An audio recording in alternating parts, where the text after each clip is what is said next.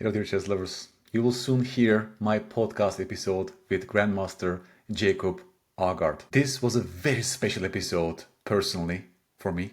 Grandmaster Jacob Aagaard doesn't need an introduction. He is one of the most prolific chess authors. He's written countless amount of books across the years, and he's the only chess writer in the world that has won all 4 major Book of the Year awards. Jacob is also 2007 British chess champion. He was born in Denmark, but he lives in Scotland. Jacob is a custodian in New Chess Group. They right now own 3 major chess publishing companies. Jacob is also a longtime coach of Grandmaster Sam Shankland. Jacob has also recently coached Uzbek Super Grandmaster Nodirbek Abdusattorov, and he helped him reach new heights in his chess. This episode contains so many nuggets of chess wisdom that I need to create several short videos to illustrate each and every one of them. Personally, what made this episode very special is Jacob's openness to think out loud through the positions I tested him. This openness of putting yourself on the chopping block and actively engaging with the material, thinking out loud as open as possible, is an extremely respectable stance, and this also what makes this episode very special. Listening to a strong player, thinking out loud, solving a chess problem is one of the most effective ways to improve for chess players. Jacob has also a great sense of humor. His observations, spontaneous analogies with other aspects of life, his personal stories also made this episode very funny and special. Jacob, for a long time, he's running a chess academy called Killer Chess Training. I will post the link on the video description so you can go check and maybe enroll in his lessons. While you watch this episode, please stop the video in relevant moments and actively engage with the material. We tested each other, so that's perfect opportunity to think for yourself first before you listen to our approach to those beautiful positions. Now, I will leave you with Grandmaster Jacob Aagaard. Jacob, it's an amazing pleasure to welcome you for the first time to my podcast. You published your recent book. I got it yesterday, Mastering Chess Exchanges. I created a Chessable course on this as well, The Art of Exchanging Pieces. What brought you to writing such a book with the co-author Rainer Castellanos, who became a grandmaster recently, by the way? Yeah, so he became a GM about a year ago. Yes. We pushed him for a long time to go out and finally finish the GM title. And after sort of understanding that he's a chess professional and he needs to get his degree, Right. he did it. So, and that's of course doesn't mean you cannot be a chess professional without being a grandmaster. And for some people, it's maybe not achievable, but for him it was very achievable. So he should go to the next level. Yeah, so he's a very close friend, and we have been debating exchanges for a long time. There are some material like, I have not seen your course, and I know you haven't read my book, so this is sort of like we are in even terms here. Yes. We had published a book, and it was sort of coming anyway at the time when Renier and I decided to write this. We had a book, Understanding Chess Exchanges, which is a very nice book, came out just over a year ago, Quality Chess. We had a lot of nice positive feedback, and it's more of a traditional, here's some games, and part of the game, some places, there's some exchanges. We sort of focus more on that, while I did more scientific investigation. I tried to divide it up into all different categories, and then trying to give some guidance for general things. So like, for example, let's take the theme of tension. So tension is when 2 pieces can take each other. It's very common for rooks in an open file, or pawns can take each other and stuff like that. Let's take the French. After 2 moves, tension, you can take on d5. That's right. The working on the book, it came to a very simple realization about tension. You release tension only when there's a reward. It's a very, very simple thing. So if you think of the French, then the best move is probably knight c3, because it's the best square for the knight.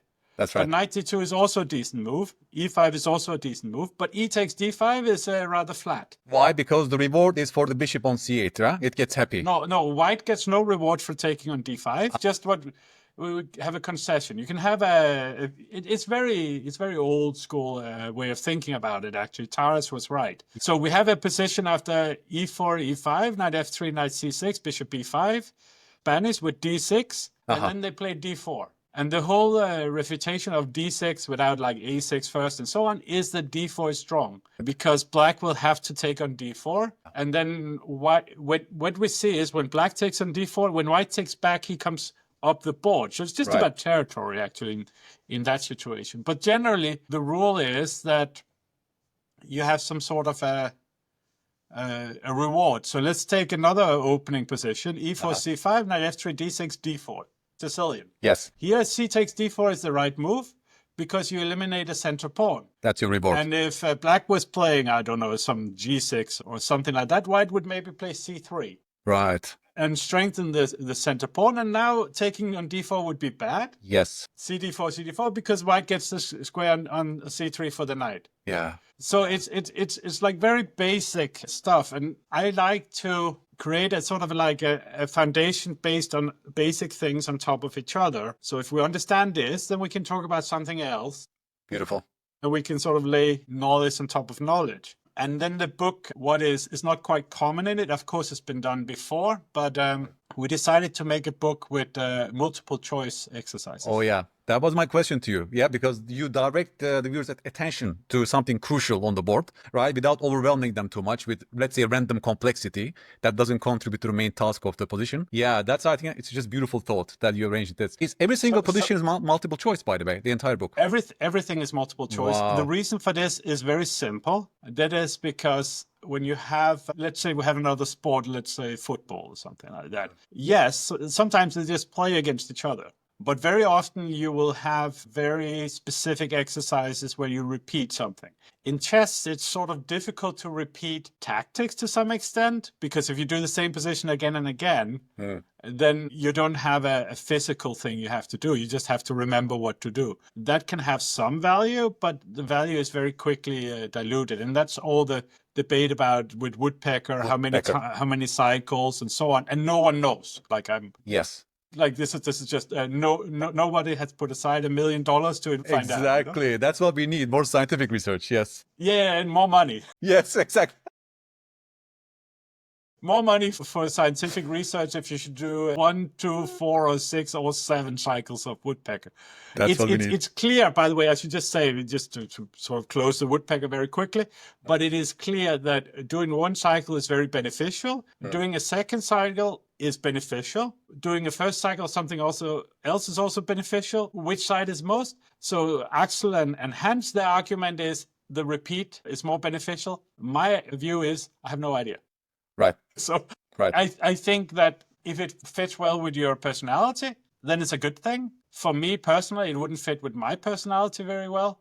So therefore, I prefer to solve another 1,000 puzzles or whatever, 500 I can do in the same time. But both approaches are fine. And for those people who are thinking like, oh, is Woodpecker for me or not? Well, you can always solve it once and not go in cycles. It still works as possible. But back to our book, the reason for multiple choice is I wanted to take away the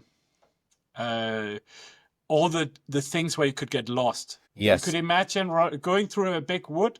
If there's a few signs, this way, which one do you want? Then you have a very big advantage over just no signage. Right. And so that's actually a way of trying to make the book very accessible. It is. Did you modify the positions yourself or from real games, all positions? They're all from real games. They're all from real games. That's also a huge task, yeah, because to my mind, I sometimes find the real game position, it looks promising, but then there are some random details that doesn't contribute to the learning. So then I'm modifying slightly those positions to clean up even further, you know? I have done that myself, but I'm a workaholic. So I always have enough material. Yeah, exactly, right? So you basically, I guess, throughout the years, right, you always gather some positions that look interesting, you save them in your database, and they accumulate over time, and then comes up. Like, do you also work like that, or do you like sit down intentionally? Yeah, our database at the moment, if we were to print it out as paper, would probably be somewhere between 10 and 15,000 pages. Right. And that is the raw material that doesn't have a project aligned to it. Yes.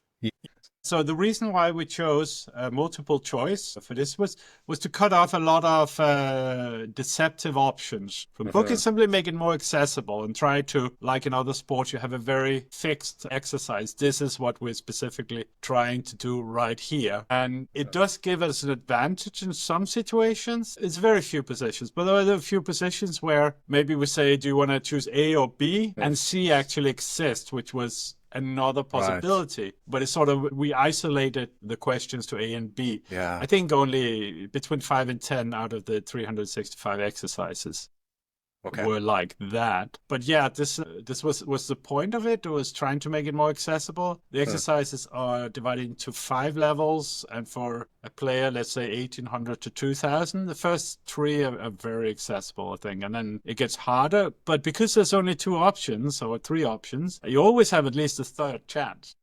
Right. And you can guess along and have still a reasonable experience. So, but it was interesting because René and I, we WhatsApp positions to each other all the time. Would you take or not take? So like we have thousands of positions we go through. We're still struggling. It's really difficult. Right. The exchanges. But these were the exercises we liked most from what we had at the point. But are they all positions, Jacob? Are they all positions that you can trade right now on this move or not? That's a basic question. Or are there also positions that you actively, for example, move a piece to a square and offer a trade, for example? Yeah? Do you also have such positions? Like you move the queen somewhere? Mostly direct, but it is also sometimes a little bit deeper, or let's say a few moves further. We try to isolate the options. Yeah.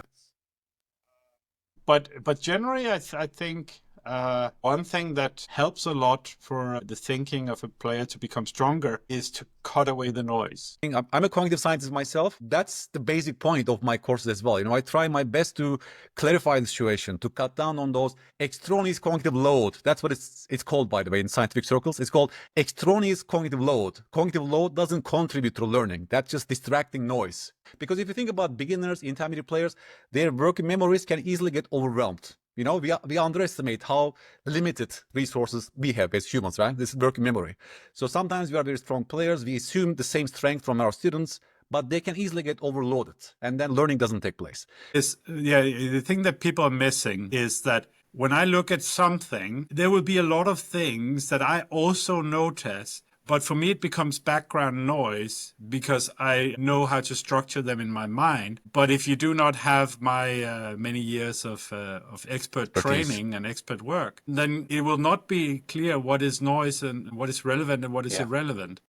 So true. So true. So that's the basic thought behind these multiple choice tasks with this book. I'm loving it. That was the core idea. Yeah. Okay. Shall we show some positions? Shall we test each other, or is there something else you want to add today before we begin? I have 5 positions for you. And perfect.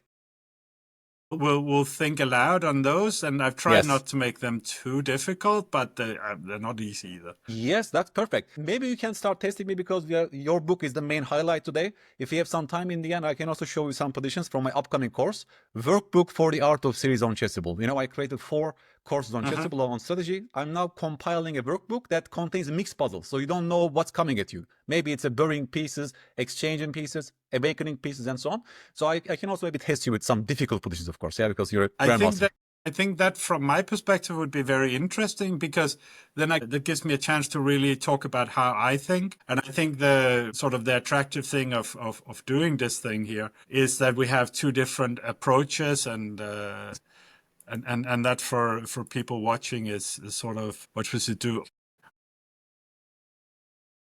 This position here is taken from very recent European Championship, first round, individual championship, and it's white to play. And this one is, I think, should be accessible for most people, and very, very simple, but still okay. This is where we have to remember for everyone to press the spacebar or something else, stop the video, think for a little bit yourself, and then you can follow the great wisdom we are now gonna experience here. Yeah, exactly. No, this is already not so easy, right? If all of you stop the video and think with me, I will be laying down my thoughts live so you can all witness how I'm approaching this position. And meanwhile, once we are done, Jacob can reveal the solution. But it's not like a two-choice task, Jacob, right? It's just white to play and find the best move. So I prepared these exercises more as a free-floating thing. This is not a choice. Right. It's, as I said, they're not without some trickery, but I think here you can choose very simply not to allow yourself to be checkmated as a start. Yeah, that's the first start, right? Yeah. Yes. So what I'm seeing is this. So far, I can't think out loud. So we have an extra pawn right now, if you look at the material count. But if you look at the threat, which you must always do first, of course, Queen H1 checkmate is the main threat. The opponent's idea is one of your key questions, Jacob. Yeah, what's the opponent's idea? Queen H1 mate. So we must do something as that. Of course, there's Rook E8 check in the position, King H7, and what I'm seeing right now is that at the very least, I can sacrifice the exchange in that position. Let's say Rook takes A8, Queen takes A8, and I'm seeing the move Bishop D3 at that moment, right? So these are my observations so far. And there you win back the exchange. I win back the exchange. It's really that simple. Okay, that's it. Well, not complex. That's great. No. It's don't worry. It's you know, it's like the hustler in the pool hall that allows you to win the first game, and now we play for real money. And then the real deal is coming, yeah? Yeah. So here, and now white is even threatening h4, h5, yes. which would be quite horrible. Yeah. And black resigned. C5 is a huge pawn as well, yes. Okay. Yeah, very soon it's on c8, and it will be very, very effective there. Okay, this position here is it's also relatively simple. This is from one of the European Rapid Championships. I played in Poland a few years ago. And it's a normal position for black. And if I gave it to you without any hints, such as consider exchanges, then you might think of many different things. So already the fact that we have narrowed down a theme would be... So I have this, division of positions into 4 different types of decisions. Yes. We have automatic positions where there's only one move. Your task is to find out, is there really only one move? Then we have simple positions, which is very much what we're talking about here, where you're trying to improve your position without going incredibly deep, but just, improving factors in it. Then we have critical moments, positions where the difference between the best and second best move is likely to be very high, and you should be very accurate, and normally compared to a math test, right, where you have to work things out, you can't guess. While in positions like this, you can be a little inaccurate. It's not a problem. And then we have very deep positions, which I prefer to call complex positions. And there's sort of difference in approach to a specific between simple and critical. The simple, you take a more intuitive approach. If you take the Kahneman division, system 1, system 2, then it'd be, the feeling your way. Yeah, this feels right. While in a critical moment, it's system 2, where you cut everything else off and you try to be slow and methodical. You have to figure out. Yeah. So do you call this moment as a simple decision? For me, it's a simple. Okay. Because who would calculate long variations here? Only people who don't know how to use those tools. Here you have to evaluate simple things such as weaknesses, ideas, how to improve the position of your pieces, which pieces to exchange specifically. Yeah, let me think for a while about this position. Of course, it resembles a Najdorf structure. So we should ask everyone here to pause. And of course, it is a Najdorf structure. How do you want to do this? Do you want to think for 5 minutes and then, I'll go and get some water and then we'll continue? Please do so. Yes. I think that's a good thing. And that's a very good thing. Yeah. So I have some candidate moves in this position that we can discuss, maybe. Well, I mean, I used to play Najdorf myself, so I should maybe have a better intuition about this. And obviously, d5 break is desirable if all goes well for black. That it could be good to have d5 on the board to activate our pieces and so on. So that's what I looked at first. This move d5 directly. Can we play it? Then of course there's this bishop b5 potential. That took me a while to understand. Are we facing a real threat right now? Like the opponent's idea? Yeah, bishop takes b5. is it even, desirable for us because they're opening up the b file for our pieces? Their king is on b1, so maybe that's actually desirable for us if they take on b5. So I spent some time, even figuring out whether there's a threat right now. We must react. For example, queen c5, maybe queen b6, to avoid the c file potentially and so on, to improve the queen, let's say. That's a thought. Then I looked at the move knight h5.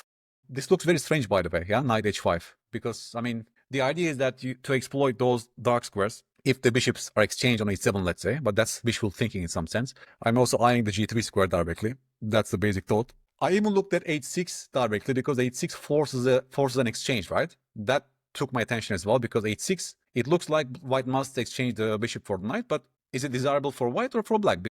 There's a gigantic hold on d5, and, the knight is gone, so now there's less control on d5 after this. So I didn't really like it so much, this h6 and exchange on f6.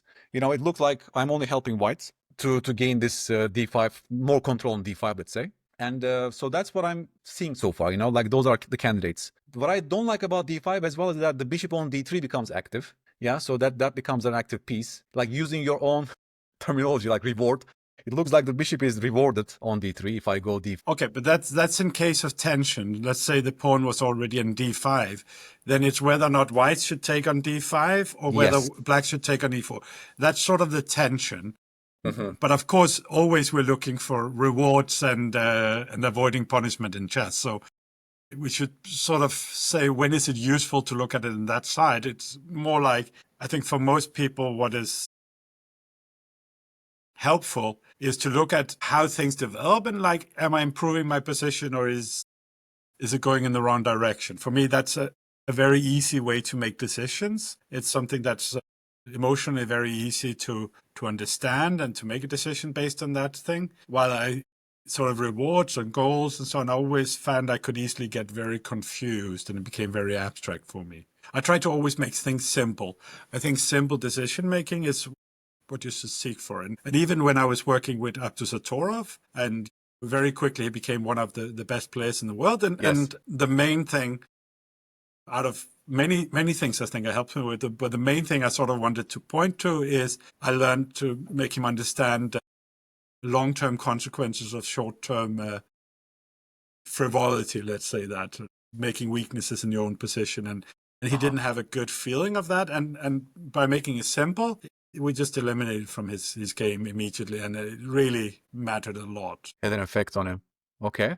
So is that a justification for d5? Am I hearing you correctly? Like d5 also helps some black pieces, obviously. You get the d file and so on.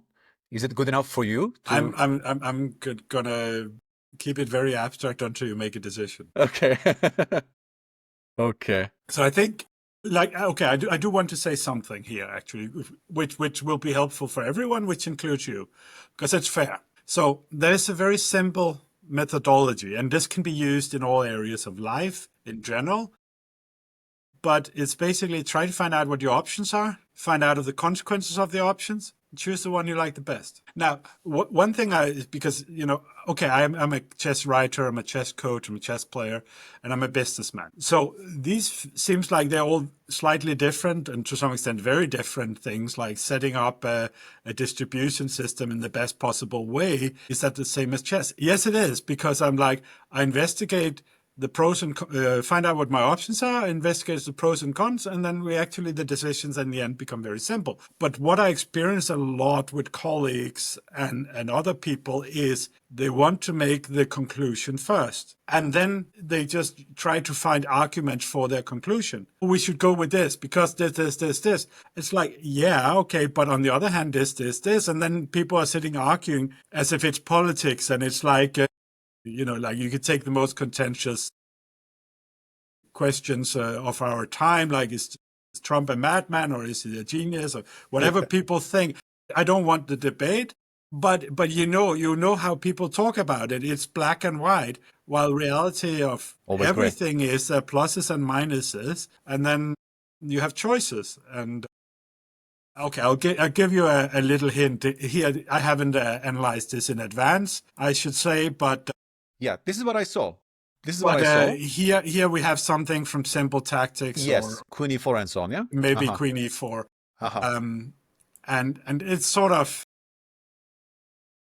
Very simple. But you could also say in this position here, let's say there was no tactic here. The queen was here. I'll just randomly keep it here for a moment. You can see that the white bishop is actually functioning quite well. Yes.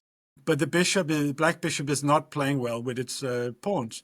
If the pawn was an e6, you could have very different opinions about the position. Right. But the pawn is on e5. So here, from a purely positional point of view, we also have white's bishop is very effective, black's remaining bishop is not. It's also not a success in positional terms. So it's not just for Yes. For tactical reasons this was undesirable.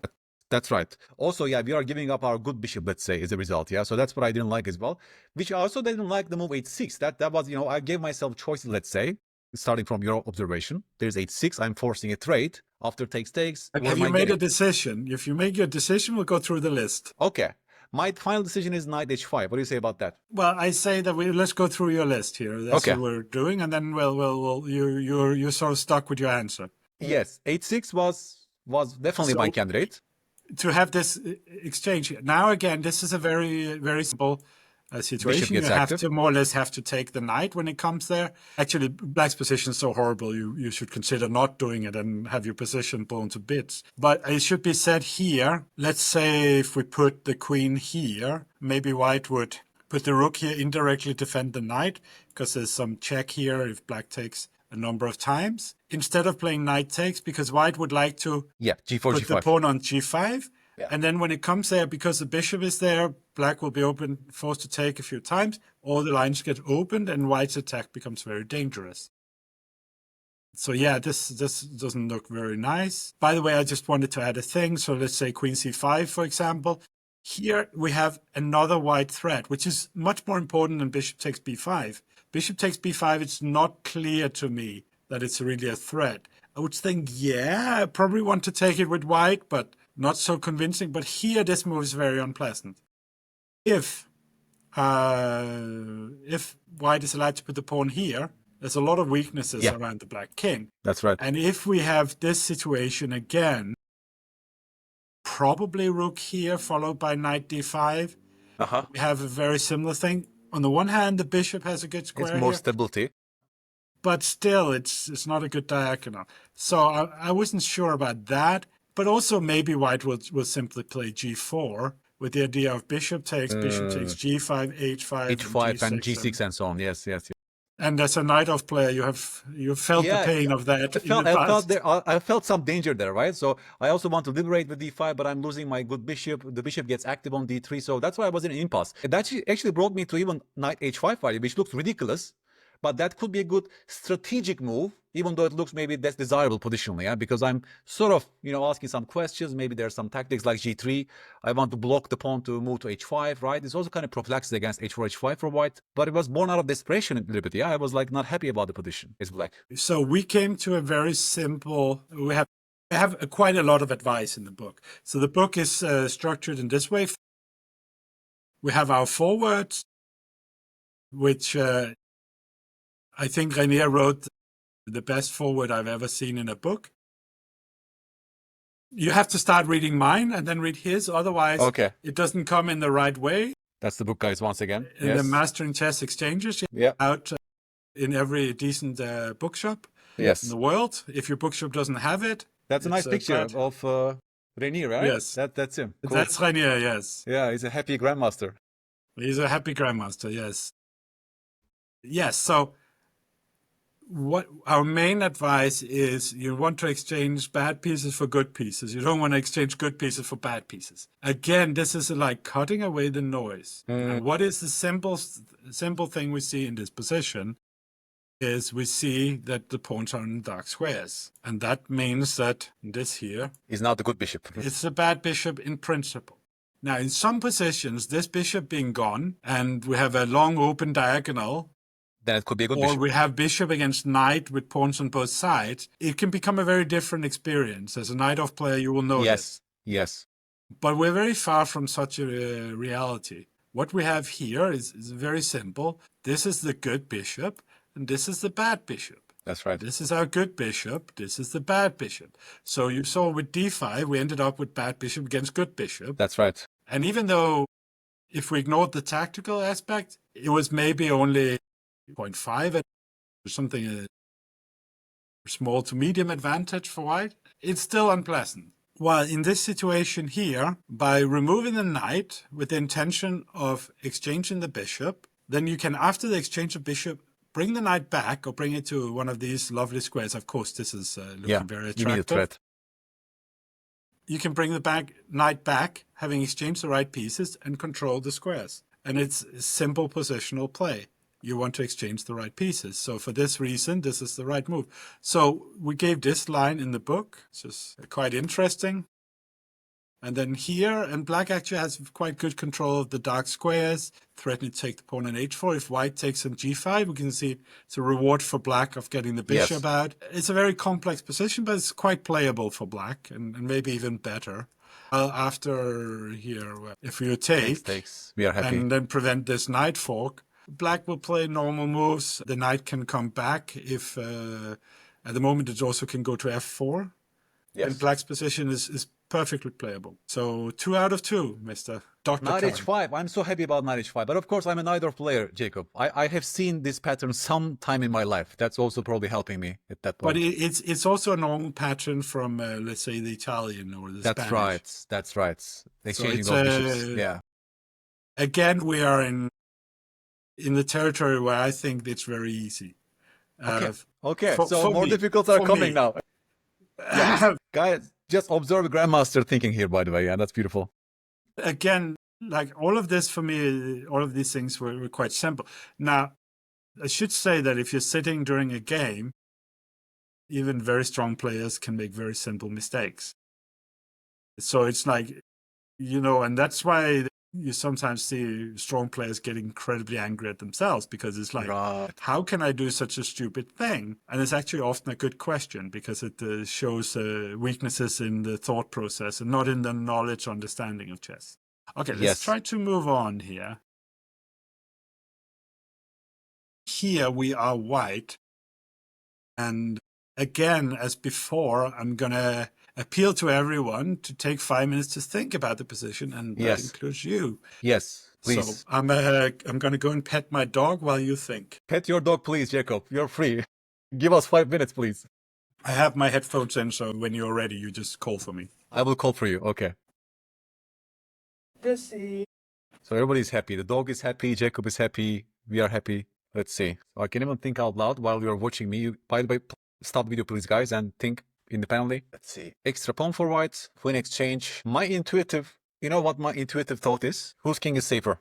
That's the first question, right? Whenever there's a queen trade option. To my mind, our king is safer right now. There's more pawn cover. So in that sense, I would like to keep the queens. Queen c3, for example, is a candidate. Also comes with a mate in one threat. Also eyeing those weaknesses, yeah? a5 and c6. Because if you trade the queens, I mean, rook and games are very drawish, and they have a very active rook on the second rank. Rook takes f4, also activates the other rook, right? Having some ideas like rook b4 potentially, and then cashing in on the queenside weaknesses. So I don't really like, because after rook takes f4, even my rook is frozen on f1.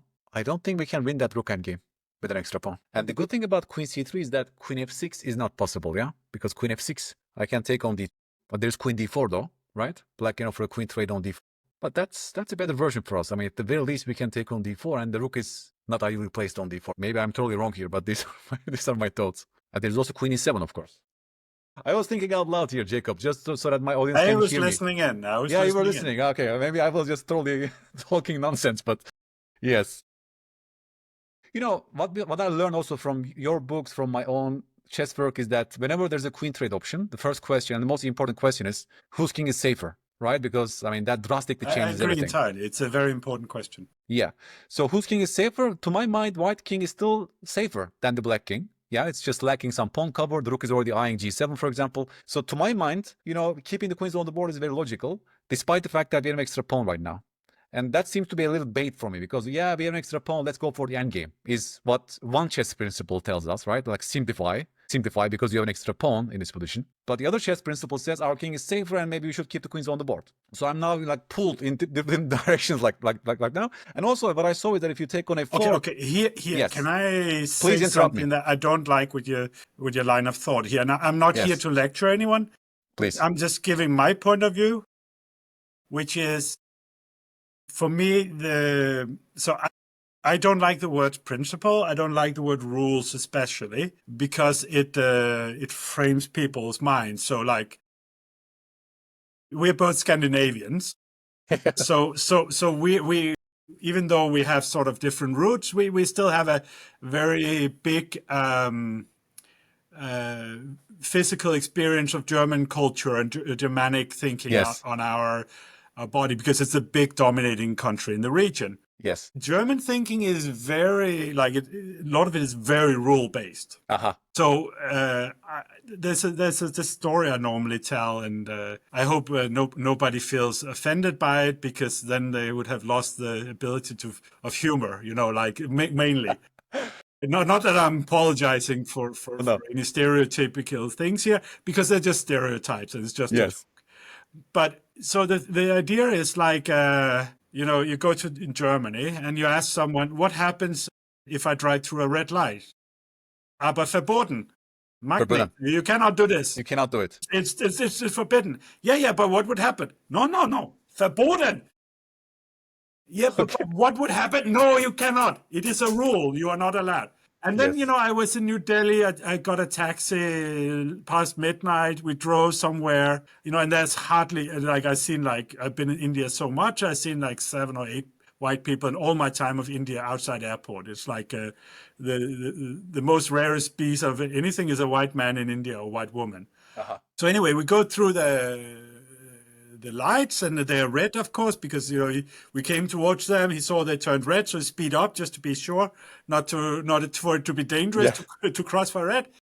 And then there's this. You can see there's this realization with him that he realizes, oh yeah, my passenger is not Indian, so he thought he had to explain himself. Suggestions, Right. Right. Red light is just a suggestion. Just a suggestion, not a rule. Yeah. So this is my point of view.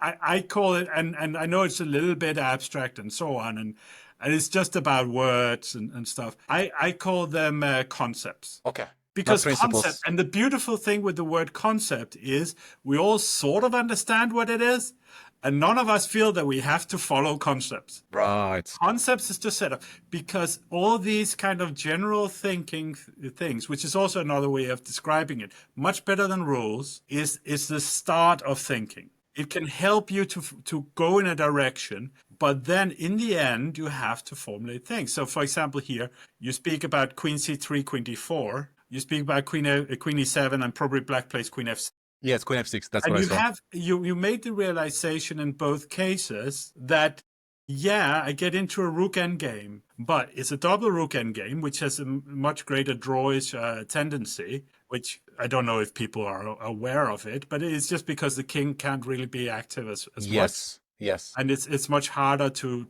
push pawns, for example, with double rook endgame. And the other thing is that black's still incredibly active. That's right. So if we take another general concept, which is a very, very big one, it's in technique. What is the most important thing in technique? Technique is the conversion of an advantage. The most important thing is to reduce or prevent counterplay.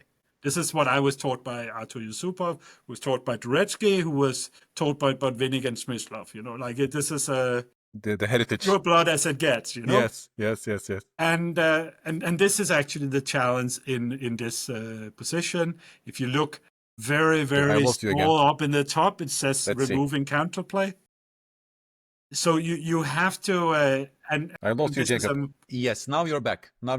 I couldn't hear you for like maybe 10 seconds. I think the recording in this end is fine. Yes. It will be fine for you. But so the most important thing in this position is removing counterplay. And it also has an added thing to it, which is what we wanted to remove from our book, because there are some positions that works well for multiple choice, and there's some that don't. Now, if you have a tactic that doesn't work well for multiple choice, because when you see the idea, you solved it. So there was someone who put a multiple choice on Twitter today and tagged me. I actually, before I saw there was multiple choice, I think I solved it. Either that or I chose the wrong one on multiple choice, who knows? Yeah. But I didn't make the observation when it's about finding a move, finding an idea, a surprising idea, it doesn't work for multiple choice, because then you give the surprising idea. It's like, oh, yeah, I want that one. Right. But here, this one here would not work for multiple choice because there is a little bit of a surprising move. Is it Queen G3 you're talking about, Jacob? Is it really No, Queen it's G3? not. No, it cannot be, Queen right? G3, take F1 and Just have fun, yeah. F4 and draw again. The king is bad. Cannot come out. Yes. And the rook's on second rank, and we'll see an elimination of the queen side, and will be a draw. Surprising. It must be a surprising move then, right? No. It's a candidate move. It's the candidate move here. Okay. It's a tactical exercise with a strategic payout. Okay. Maybe I'm totally failing in tactics here, but let's see. So I can give anyone who's listening now, I can give them a hint. Now, we're not really talking calculation today, but one thing to do if you want to build up your tactical vision or so much, there's a great little exercise. It doesn't work during game. It's an exercise, like an isolating exercise, is to try to see all moves with all pieces. I saw it. Oh my God. Is it Rook B8 really? Is it It Rook is B8? Rook B8. So if you look at all active moves with all pieces, then wow. This is it's a very, very important part of thinking in chess and in life in general. Yeah, please explain. That is that we are so used to having very standard decisions, standard ways of doing things, standard tools, that we miss seeing alternatives. Yes. And a lot of the things I advise is actually about sort of hacking the brain, of taking it out, all the standard knowledge, standard patterns, out for a moment, and then going to just seeing. Like I wrote in a book 25 years ago, before you can think, you need to learn how to see. Yes, I remember. And that was chapter 1 in Excelling at Chess Calculation. I think 2003. I wrote it, 4 it was published. And this is a key point. So if you are not good at seeing surprising things, this again, calculation, I define it as finding the things you don't automatically see. Yes. Figuring and out the real challenge is actually seeing options that you don't see automatically. Right, those candidate So moves. here, if you look at options with all the pieces, with the queen, you're only focused on the queen. Yes. Because it seems so, intense, right? But if you look, you can only move one of them. You look at the pawns, well, nothing makes sense. Yeah. Look at the king, makes no sense. It loses instantly. No. Rook on F1 doesn't make. But the rook on B7, you can look at where can it go, because actually it has options. And when you see this fantastic move, then everything just falls away. So you could have called this a one-move calculation exercise. It's all about seeing this as a candidate. Once you see it, things become obvious. Yes. And this is what makes this exercise more difficult than a lot of the things in our most recent book here, because there is no hint. There is no helping your direction. But once you see it, everything's easy. Yes. Also, everything becomes easy to explain in hindsight, right? Because now I actually explained how to find this move. Well, the queen on F4 is a loose piece. Like if you go back to the first position, Jacob. So that's like, if you count the loose pieces, which is, to my mind, equal number of attackers and defenders, right? The rook on D2 is a loose piece. It is one attacker and one defender. The queen on F4 is also a loose piece. It has one attacker and one defender currently. So black actually has 2 loose pieces in their camp right now. And your rook B8 actually exploits that. Yeah, like logically, rook b8 move tries to exploit 2 loose pieces in the black's camp tactically. Yeah, that's a tactical breakdown. Because if you take with the rook, then the queen becomes a hanging piece. Loose queen turns into a hanging piece. If you take with the queen, then the loose rook on d2 becomes a hanging piece on d2. Right? So to my mind, that's a tactical analysis, because something logical must flow. Right? Two aspects to that. First of all, yes, I sort of agree, and it is very valuable to have that be very quick to have that realization when you see rook b8. But it is just noise if you don't see rook b8. So this is what and people here can play back our 2 descriptions of the thought method in this position here, because the thought method, as you've quite fairly also said, is all based on knowing these ideas, knowing that it's relevant, and then you understand them. But that doesn't help you if you don't know what's relevant, because then you just have this huge amount of information and you can't make decisions on it. And that's why all about my thing was about the decision-making process. So both things are very valuable. One is knowledge, which we use to recognize what is good and what is bad. And the other is a thought process about how to get to situations where you have conclusions. Now, the surprising thing here in this position is, of course, it's the exchange of rooks. Yes. So black cannot take with the rook because the queen will hang. And at the moment, the queen's hanging anyway. White is threatened to play rook takes. Also, you can't play king h7 because rook takes, queen takes here. Right. So this is the only reasonable move. And now white has eliminated the best piece. Yes. And this is sort of quite important here in the position if we want to talk about, rather than having abstract that if you remove pieces then someone is hanging. For me, that's sort of like a cousin 3 times referred to the side. For me, it's more important here that this rook here seems to be lost. This seems to be very passive at the moment. And this is a black's best piece. And having sort of a realization that everyone who understands that here white has a winning endgame with technical difficulties because there's still a lot to play for. But here, the main thing that really has happened is black has traded this incredibly powerful piece on d2. And it's not so much about it being hanging. It's just about it being really, really good. Really active. Yeah. And so it's like, there's nothing wrong with what you say. And one of the really difficult things in chess, which I think, like, at my best, I was maybe 200 in the world. I understand chess much better now, but, you know, my thought processes are maybe worse, my openings non-existent and so on. And now I'm a regular GM. The ability to sort of just clearly see what's important very, very quickly is a big part of the advantage I have. I don't necessarily see tactics much faster than my students. Very frequently I don't, you know, especially we give lessons and they say, oh, you missed mate in 1 again. Really? I played a game in the Danish league this weekend where until it was like +6, when I then played random moves, I played the best move by Stockfish all the way. And along the way, I had a 2-move miss where if you had played 1 move, the move I had planned to play against it would have allowed backrank mate. Right. Okay. My actual decision, I played too fast and, you know, all this kind of thing. But reality is I blundered black backrank mate. My opponent then thought for a long time, decided to play something else because there was a really beautiful solution to it. We can see the game last. Sure. Of course. Time. Yeah. Yeah. Please show us. If you're not tired of me by then, you can I'm always never say, tired show of me chess. show me the. It's a treat for me, Jacob, that all your observation stories is beautiful to see. I'm sure my audience also enjoys it fully. But I truly agree with what you said. It's an organized information that you gather over time that is so organized that allows you to see certain things with relevance very, very easily, right, on the chessboard. That's also what's happening in other domains, yeah? That's long-term memory storage of organized and meaningful information across years, of course. That's what makes an expert. And you're definitely better than me when it comes to seeing the relevance of the rook on d2, for example, and so on in this position, like very quickly, yeah? So that's a huge thing.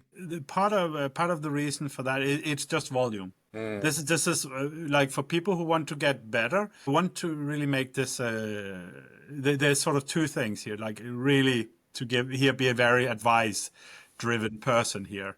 So there's 2 things. One of them is volume, and the other one is focus. So if you take volume and focus, today most people do most things while distracted. They play Blitz while watching Netflix. I'm as guilty as anyone. I'm not preaching. I'm as sinner in the front row asking for forgiveness. I'm as guilty as anyone for these things. But, for example, now I sort of decided I wanted my guitar playing to actually get really better. And the main thing I have stopped doing is I've stopped watching YouTube while practicing. Instead, I sit with a metronome and I'm focused. And it gives you 5 to 10 times as much value out of it. So if you like listening to music while doing your chess, don't. Right. Listen to music. Like, also another mistake I do, sort of like a minor mistake, is I'm tired, I'm sitting watching TV, and then I'm on Twitter at the same time. And basically, like, if I want to do something on Twitter, I should be on Twitter. If I want to watch TV, I should watch TV. Yes. And you get a bad experience of both out of it. There's no multitasking, there's just diverted attention. Divert attention, right? That's what we know from science. Yeah. And the other thing is the volume thing. Like, Why is this so obvious for me? I've seen it hundreds of times. That's it. Right. It's just it. I've That's seen it. it hundreds of times. I've understood it hundreds of times. And I see patterns that you cannot understand. It's like a simple thing. So, like, I think we're both fathers. Yes. And you will know with children that all their decisions are short term. They cannot make long-term decisions. And it took me a long time to understand that you cannot make a long-term decision because you have an emotional blockage, that you have no experience of long-term until you really have things change in long-term. You have to simply have lived for a long time to be able to think long-term in a rational way. That's, by the way, by with the most famous Swedish person of our time, Greta Thunberg. Yes. It's why it's the world is burning, and we're all gonna die, and unless we do something.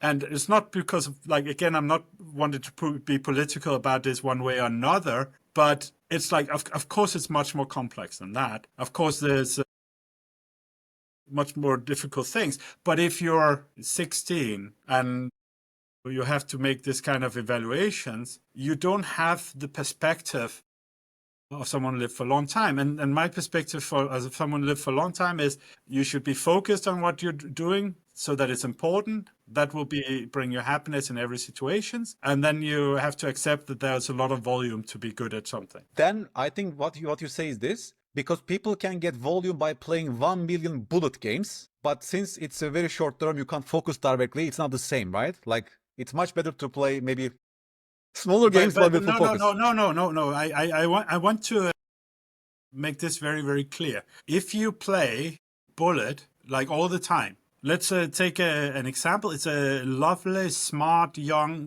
great, likable man that I once had a training camp for American juniors after the junior championship, and he was there. Andrew Chang, lovely guy, one of the best bullet players in the world, absolutely. Or let's take Daniel Naroditsky, fantastic fast player also, especially blitz, but also a strong rapid player.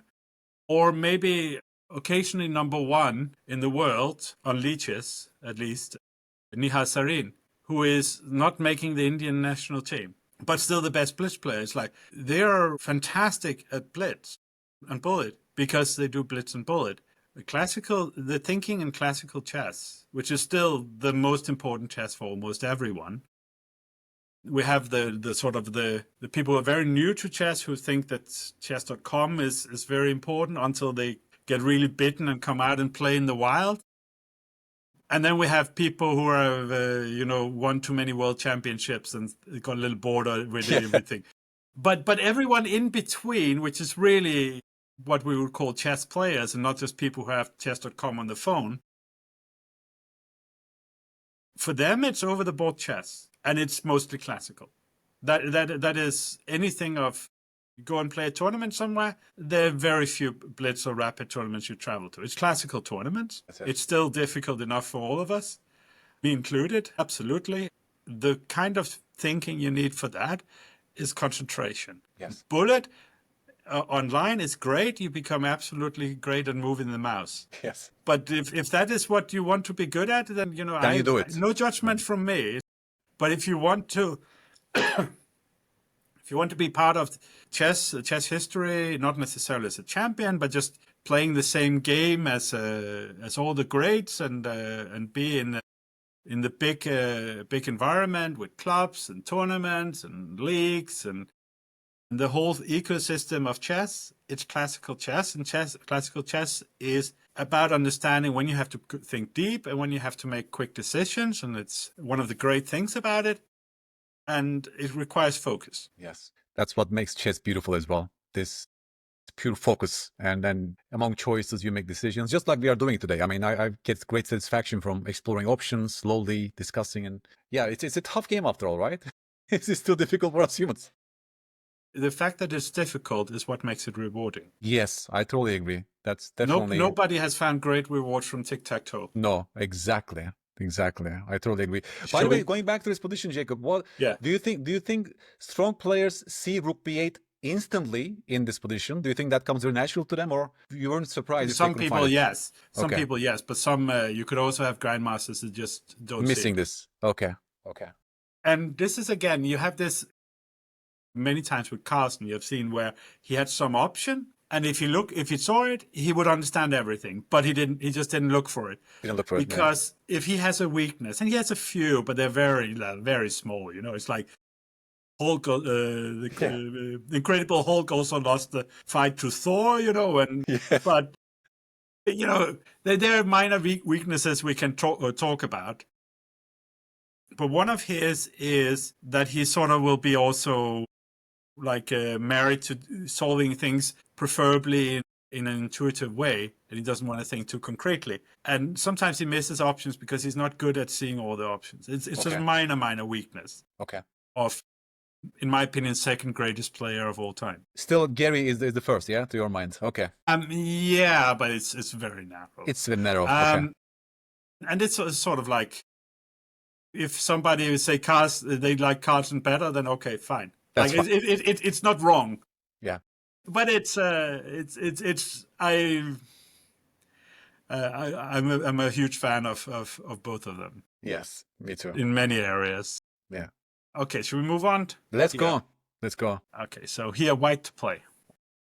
Okay. Yep. It's not getting easier. It's not getting easier at all. This is already, to my mind, is like complex. It looks very complex. Okay. Let's see. This one is rough, Jacob. This one is rough. I feel like I'm far from getting a correct solution here. But let's see.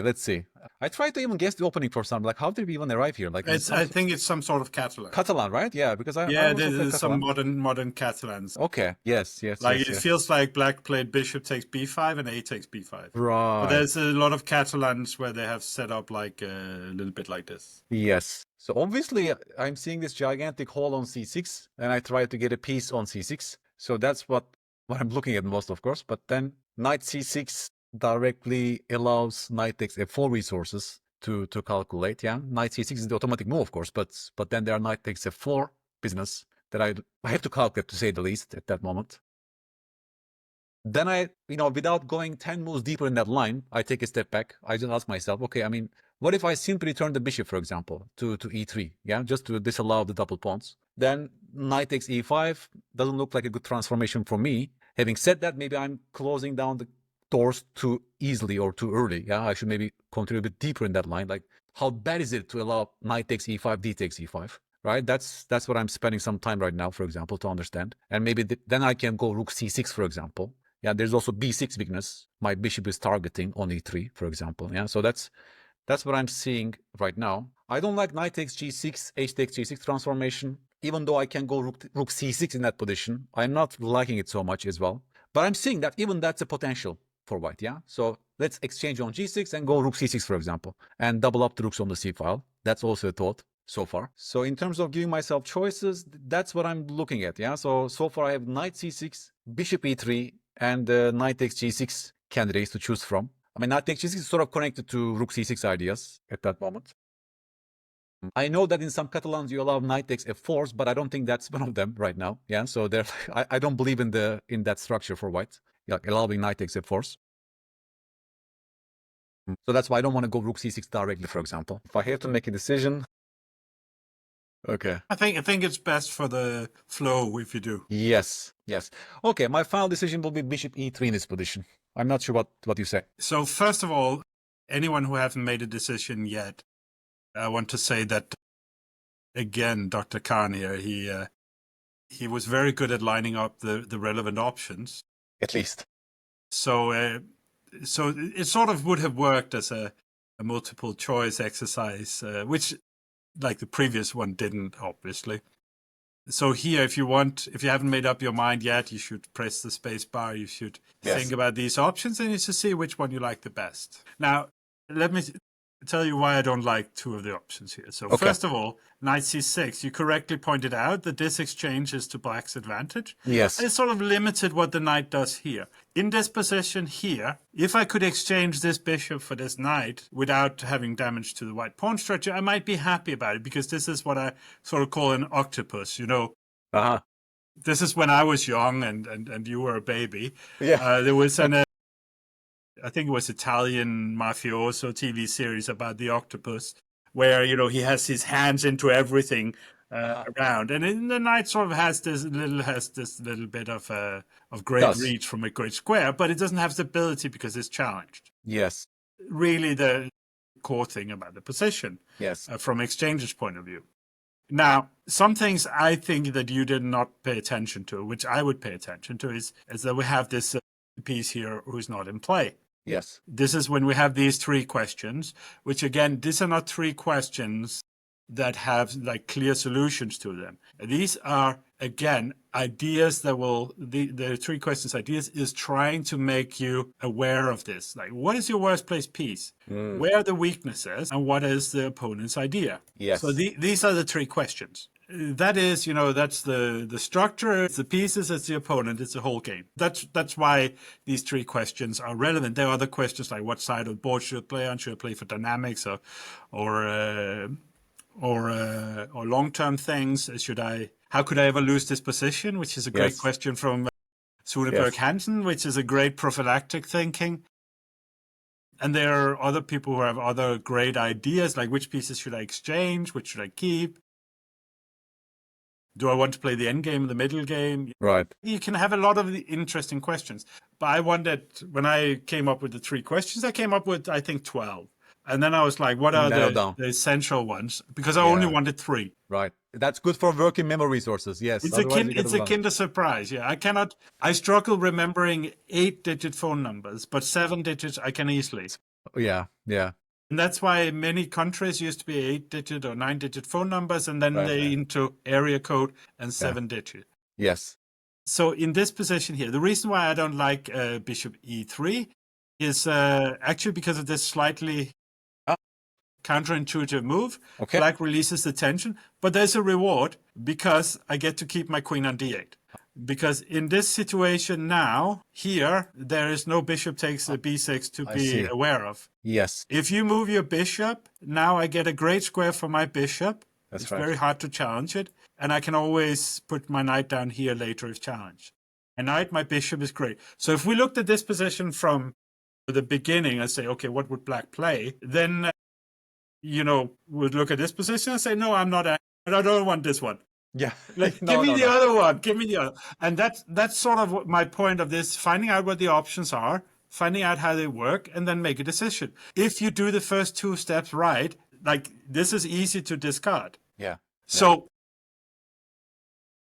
and the same we had with the other option here, where you can sort of say all kind of interesting things about, well, the knight is paralyzed in black and this and this and this and this. But reality is, if you start making moves in your head, you start looking at it and like, what am I doing? Like, this pawn is hanging, but it's actually quite well placed here. But then, you put the knight here, you put the bishop here, and white's not doing anything. The knight is not an octopus with hands and everything. It's a dead octopus blocking the door. Like it's I know the metaphors. I'm almost as bad as Cyrus for these things. And that's why the counterintuitive solution is to exchange this fabulous knight for this otherwise quite irrelevant knight, because it gives us rewards in another way. We keep the bishop there. Keep the bishop. Yeah. And you actually put something on c6. Rook c6. That will create a problem for black. So either we are able to back up the rook, and now we're in. Now we once you get through the enemy forces, you can shoot to all sides. It's not just front. You're inside the enemy flank here. Or black will have to take when forever he will have to spend all his energy on dealing with his passed pawn. That's right. And in both cases, white can then play in many different ways where he will sort of keep this technical advantage and seek to add other advantages elsewhere. Like you could imagine trying to create an attack over here while black has to be tied down to defending the c-pawn. Yes. So you had the right things, but what went wrong was when you were here, you didn't actually think through what will black do. So my thought process was like, oh, I want to give a double pawn and put my knight here. And then I was like, oh no. That doesn't work. Yeah. I saw this, and therefore I'm like, okay, it's very easy. I just have to include this first. Right. And then we have Right. And okay, like the moves can be different here. Like we can have this here. And here again, it helps Bishop sort C5. of. Again, this is the volume effect here, where for me there's a lot of things I can decide very easily that exchange sacrifice makes no sense here, and this is because I intuitively understand the bishop's not in the Bishop game. is bad. Yeah. Yeah, but that's not something I've seen consciously. It's just I'm so used to seeing all these things. I Right. know what's important. It's like driving. You sort of know from what movements in traffic are important. We were driving home from a concert yesterday, and someone came out from a parking space without looking. And I was coming. I couldn't stop. I was too close. And on the other side, there was someone coming the other direction. And I actually managed to come around him in time and so on. And, Nice reaction. And you know that you have been doing something cool in traffic when your female partner said to you, "Ooh, that was nice." I will keep in mind. Positive reinforcement when driving from women is a very rare thing. That's how I understand. Of course, I know this is a stereotype. Don't send me your tweets. No, please, guys, please. We're just having fun here and That's what we're stereotyping. doing. We love all of you, respect all of you. Yes, we love you. We love you. Yes. And let's go to the next position before I Let's say go. anything I shouldn't say. Yes. Okay, here. When we agreed to do this, I thought it would be unfair if I didn't include a position that was from Renier's files. Okay. And he had sent this to me, and I actually did not get it right in my 30 seconds random looking at it while trying to deal with real life problems. Okay. So whether that was my best effort or not, well, it wasn't. But no excuses. Again, I'm back to saying if you want to get better at chess, you should try to do things seriously. That's it. Because then you get active feedback on how do you get better at doing things seriously. Yes. So this position here, I promise there are no wild tactics. Like this is really a simple position, as you would think it was during a game where you have this tree line hedgehog formation. Yeah. Some pieces are a little bit funnily placed, but both sides. But anyway, it's a normal Sicilian / English hedgehog. Mm-hmm. Hedgehog, yes. And black to play, and there's a best move here in this position. And I think again, looking for many options is what would have helped me, but I didn't really. Yeah. Well, I have never played hedgehog in my life, so I don't think this will come naturally to me, but we'll see. We'll see. This is a pain you do not have to seek. It is not recommended. Please don't go there. Yeah. That's what I never meant there. I mean, it's just, yeah. Yeah, it looks bad, and you know what? It is bad. If it's like a duck, yeah. If it quacks like a duck, walks like a duck, it's a duck. But I once was in 1990. I was in Belarus, and some restaurant we got something that tastes like, and it smelled like, and all we knew was it came from a cow. Okay. And they literally said it comes from a cow. Comes from a cow. So I was like, is it a part of a cow, or did it? Maybe some other parts. Anyway, I hope I ruin nobody's lunch here. Just to prove that I am a hardcore, I will take a bite of an apple. Please. Apple is nice, yeah. But I'm from Sweden, so as far as I know, Ulf Andersson was a good hedgehog player, right? He won some nice games in there. And, well, he's a strategic genius himself, so I cannot match that. What would Ulf Andersson do? I think that might be a good question as well, like model a player. That would be an excellent... Yeah? I mean, the first judgment is this. Knight h4 seems to be a good move in terms of a trade because I'm hitting that bishop on f3, right? And if we all... So the justification of the move would be like this. I'm lacking space. It's like there's a traffic jam going on here. I'm just... I need to trade some pieces to relieve my position. So from purely this logical perspective, knight h4 seems to be, well, if the bishop moves, I take on e4. Yeah. So it seems like I'm forcing a trade. Now, Renier, who everyone knows is an absolute bastard, he did not have the courtesy of do what I did to you here, which was Okay. I gave you the theme of the position. He just sent Right. me the position, and it's like, Right. and both I and Renier's best student is who is my level, but 14, of course.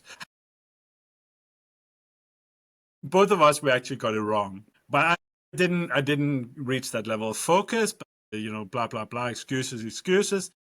But it is really a lovely exercise. Yes, I'm happy. Knight h.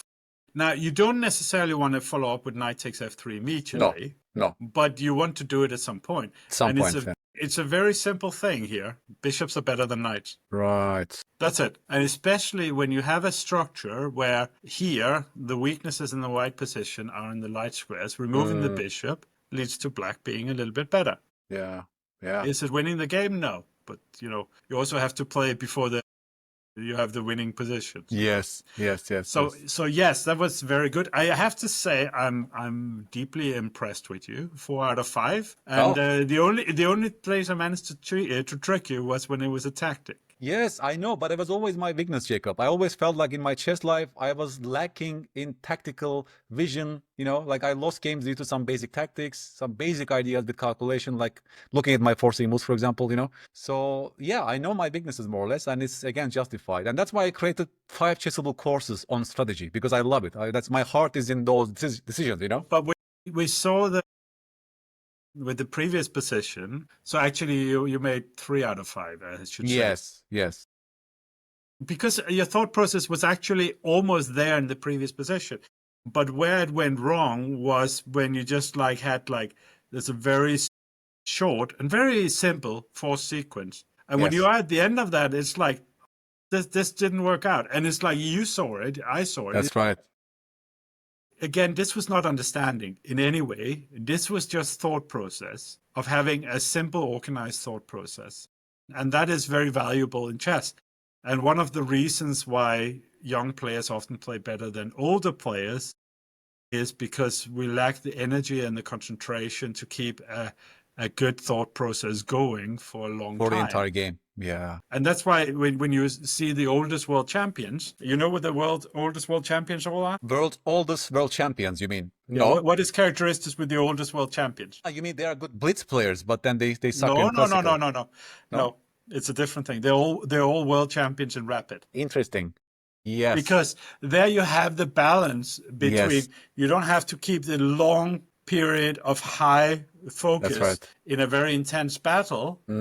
And at the same time, it doesn't go so fast that an old brain can't. So you have Ivanchuk and you have Anand, both won the Rapid World Championship in a quite advanced age. But you also have, on the other hand, the youngest world champion of all time is also in Rapid, which is Abdusattorov, who won at 17. Yeah, and this shows how little life wisdom he had. The first thing he did with all the money he won as a Rapid World Champion was to hire me.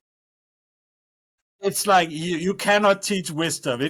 It comes with bad decisions. With volume, right? He needs more volume. You need volume. You need to make bad decisions before you can make good decisions. I love it. I think it worked out for him well enough. I remember. He was surprised with how little I actually charged him.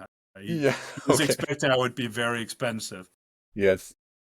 I don't take big money from young people who finally have a little bit. This is not my life. No. Not that I judge others who don't have secondary income as I do. Yeah. Okay, so I should. Beautiful.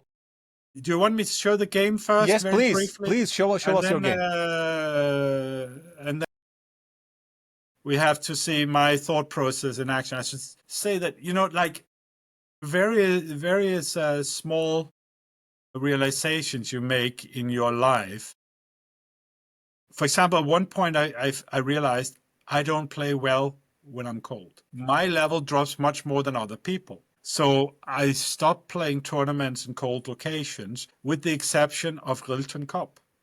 Rilton Cup is in Sweden, of course. Stockholm, yeah. It's in Sweden, and it was very cold. Yes, in It December. was like minus 20, minus 30 Celsius some of the times I played. But what we were in was in an overheated flat. We went into an overheated car and into an overheated playing venue. And it was tropic. The whole experience was Oh my tropic. God. Beautiful. Except we walked through the freezer, which was the real world, from one to the other. And actually there I made my first Grandmaster Norm in Oh. 2004. Didn't know that. Great. Yeah. Good I memories. beat Stellan Brunel in the last round. Yeah, he plays for my club here in Malmö, in Lichess, yes. Yeah, I played for Limham many years. So, okay, so here I'm white against Uffe Nielsen. Yes. Oh, sorry, previously Nielsen. I'm very bad at names, and I'm sorry, Uffe. So when I actually with the score sheet, I wanted to write Uffe V Nielsen, and then I was like write Uffe V, and then I was like, so I think he married like 25 years ago, took his wife's name simply to change it in the database. It's a real chess player move. I know other Danes who have done it for that exact reason, and Great I story. still remember him of the name I knew when he was a very young man. He's a few years older than me, but not many. Okay. Why did he change And his surname? So people cannot prep so against him, or people could what? not prepare for Could him. not prep against him. Okay. Beautiful Like thinking. this, for me, it's like it's a big decision for a small reason. So his name is Uffe Winterskov now. Okay. So I'm sorry for, I mean, no disrespect, I never do. I'm just bumbling around. So here, my preparation was, I was probably going to play him. I was staying with a friend who's a 2150, 2200 player. And he gave me like, oh, he plays like this. And then he gave me like some long line. The main line, I think white's a little better. And I was like, nah, I want to play chess with this guy. He's 2300, I'm 2400. The 2430 maybe. I think 2300 roughly. I just want to play chess. So we were looking at some rubbish here. We looked at Queen E2, which is really bad. And also I looked at this move, which I liked for many reasons. There's a lot of things to like about it, a very different kind of position and so on. It just has one problem to it. It's really bad. That was the only thing I didn't like about it. So, okay. So we said, so it's like based on looking at that for a little bit, and a little bit is like 5 minutes. I said, no, okay, I have to play D4. D4 is the right move. That's the right one, yeah. And then here I said, okay, let's look at the database. And then I went down and looked at all the moves played, and I chose number 20. Okay. Just randomly. And random number generator. Number 20, not randomly. I just looked at all the moves that have been played because I like G4 is probably above 20. Right. So I thought, but this move. Queen D3. Queen D3. And when I showed it to Sam Shanklin and said, I played the move 20 in the database and I won my game, he said, oh, yeah, okay, but that's just a transposition to bishop e2, knight f6, queen d3, which I have played several times. I just thought, this is a volume thing. Yes. Like, this is the guy who really does openings, while I don't do openings. But okay, so the idea is very simple. The idea is that if you get into a position where we have the hedgehog again, the queen is actually well placed. One thing is it's on its way here. Left to the G file, yeah. And the other thing is it defends the e-pawn and makes it possible to play c4 and knight c3. And this is actually what comes in the game. So here, and now maybe black should play e5. And we're not going to really do opening, but I think this is slightly dubious move. I think actually now you're in a hedgehog, and it's not good for you. I only prepare for like 10 minutes. Just like I get some general ideas of like general ways of black playing and how I should react to them. But I actually had this on the board. This is one of the very few things I remembered, because in this situation here, I wanted to know what happens if I lose my pawn. And all I remembered when I sat at the board was I played bishop g5 and rook c1. And then the way the pieces were moving when the engine was making moves for both sides, or I was making for black and then for white, it looked like a Michael Tal game from the 1950s or 60s, which, he won like in 17 moves against grandmasters and stuff like that. Yes. And here rook comes to c1 very quickly, and it can I don't have time for bishop e7, for example. Right. I tried like knight e5, take rook c1, queen d8. 4 and e5, and very quickly it could be very, very bad. Yes. But my opponent, when I played queen g3, he already had thought for a long time, which was my main objective. He played here, which is actually the best move. Okay. So now I was trying to understand what is he planning, and this is how a lot of this came for free for me. The conscious part was, what is he planning? He's of course planning h4. h4 and annoy me. But okay, but obviously I was going to play here G5, to develop my bad bishop and prevent h4 and so on. So what is his actual idea? Because his idea is more than something I can parry with a one-move thing. So his idea is to play bishop e6. And then here, if we insert a null move, I could also play a3. Then black wants to play h4, x, and takes. This is the point, yes. This is the point here, and then he wants to take with the rook. And I can take here, but not just yet. So if I defend my knight, or let's say move it, he will have time to do this. And here he's won the 2 bishops, his rook's active. He will castle along, and black's probably doing quite well here. So I understood this was his idea here. And then I thought for a little bit, and I found a very nice idea. And this was sort of my only moment of thinking well during this game. So we're talking about this realization of I don't play well in the cold. Another realization, which is quite recent for me, is I don't play well when I've eaten carbohydrates. Oh, really? But I was a guest at my friend's house, and he served me buns for breakfast and lunch. Of course. So I ate them. And then I sat at the board, and I was just brain fog. And the whole game is the hand played well, the head didn't.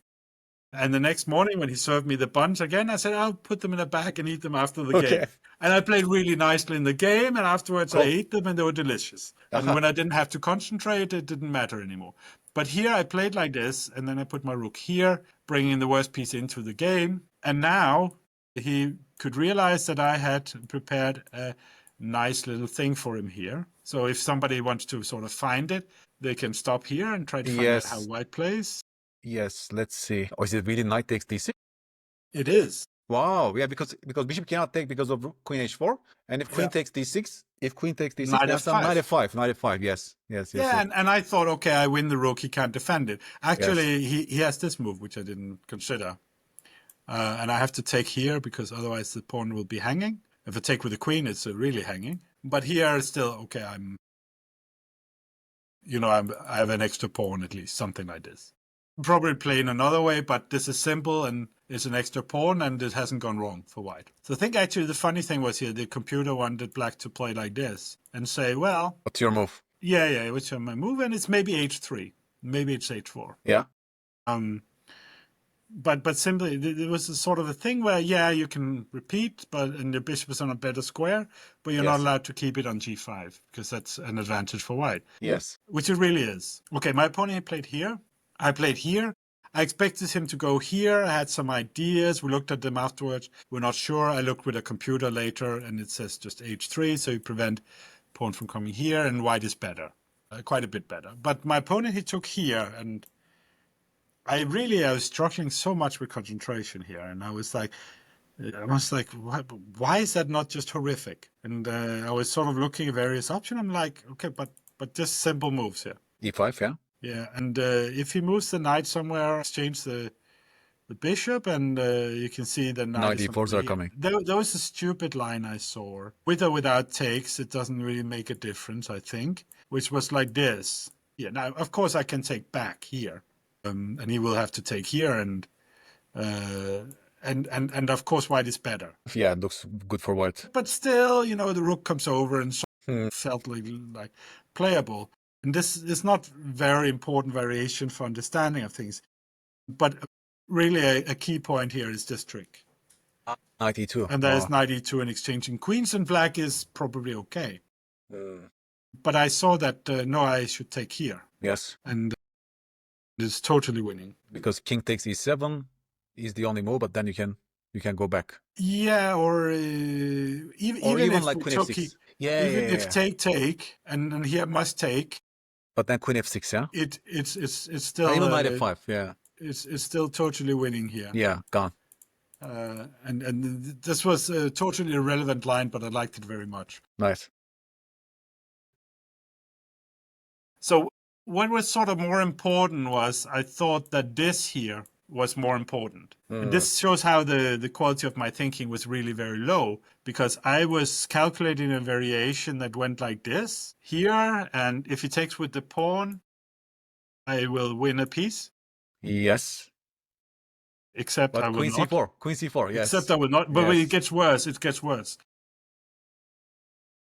And if he takes with the bishop, you know, here, and then I have, he moves the rook, I come in with the queen, and it's mate. This actually was that very rare, was a rare case of the variation being relevant. But again, if I was slowing down and not being so forced thinking, I would just see that here it's just all resigned. The knight cannot move because of mate, but it cannot stay. There's just nothing. So Right, because of course f7 is the main problem. Yeah, it just yeah. looks No, if the resigns. knight moves, queen f7 mate. Yeah, but this just just resigns. resigns. Wow. And this is like when I talking about calculation, about slowing down, it's very important. Yeah. Okay, so here I sort of understood his core idea, but again, I couldn't see how he wanted to do it. His core idea is, let's say I go here, and he told me afterwards he wanted to play like this. Okay. So the core idea is something like this. Sorry, not with the bishop. He takes, yeah. Is here is my bishop's trapped. Mm-hmm. And it's sort of playable for him. He's really in desperation mode.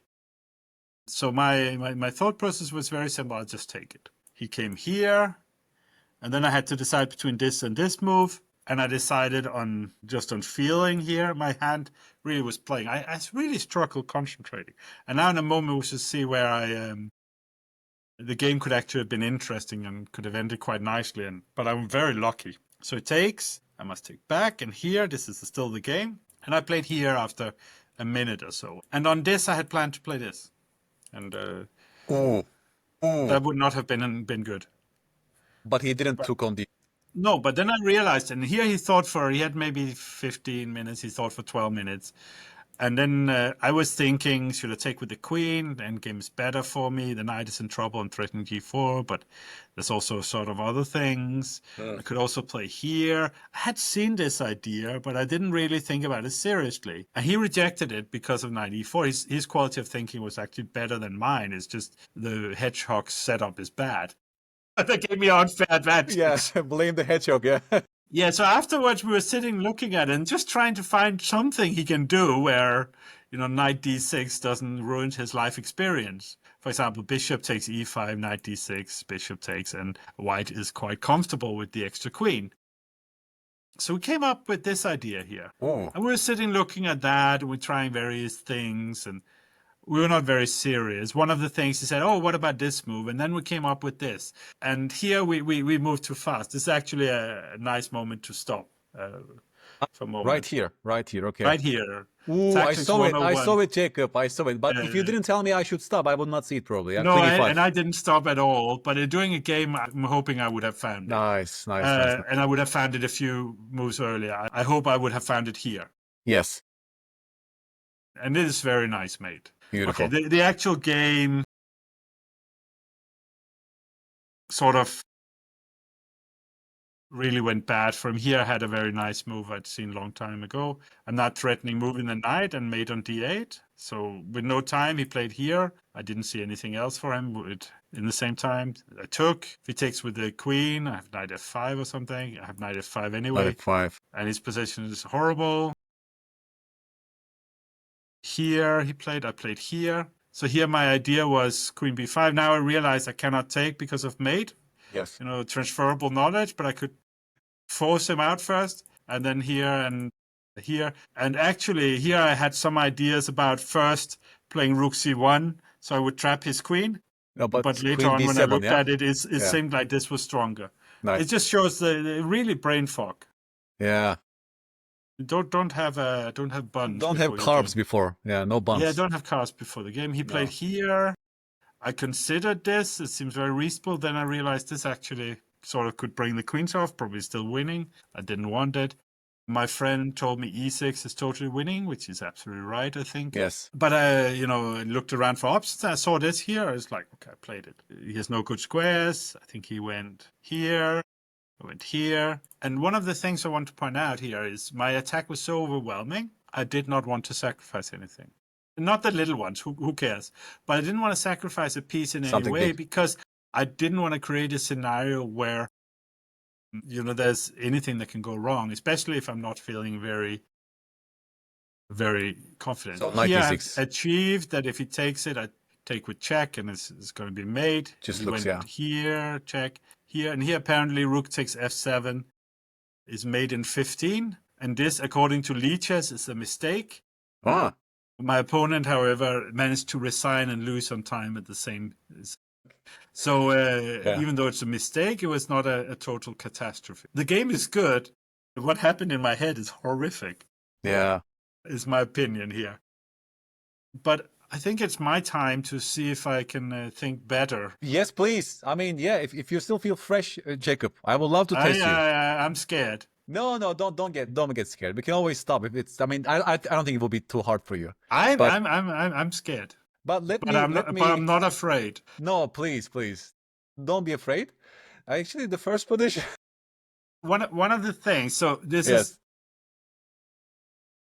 I don't know what you would call me in my life because I do so many different things. I'm a writer, a publisher, I'm a trainer, I own an academy. I do all kind of different things. I'm generally just in chess. So if I had to sort of make a very simple description of what I do, I try to be sort of find small places where value. And one of the things I do where I do find value is as an instructor. So I do classes at killchesstraining.com. Yes.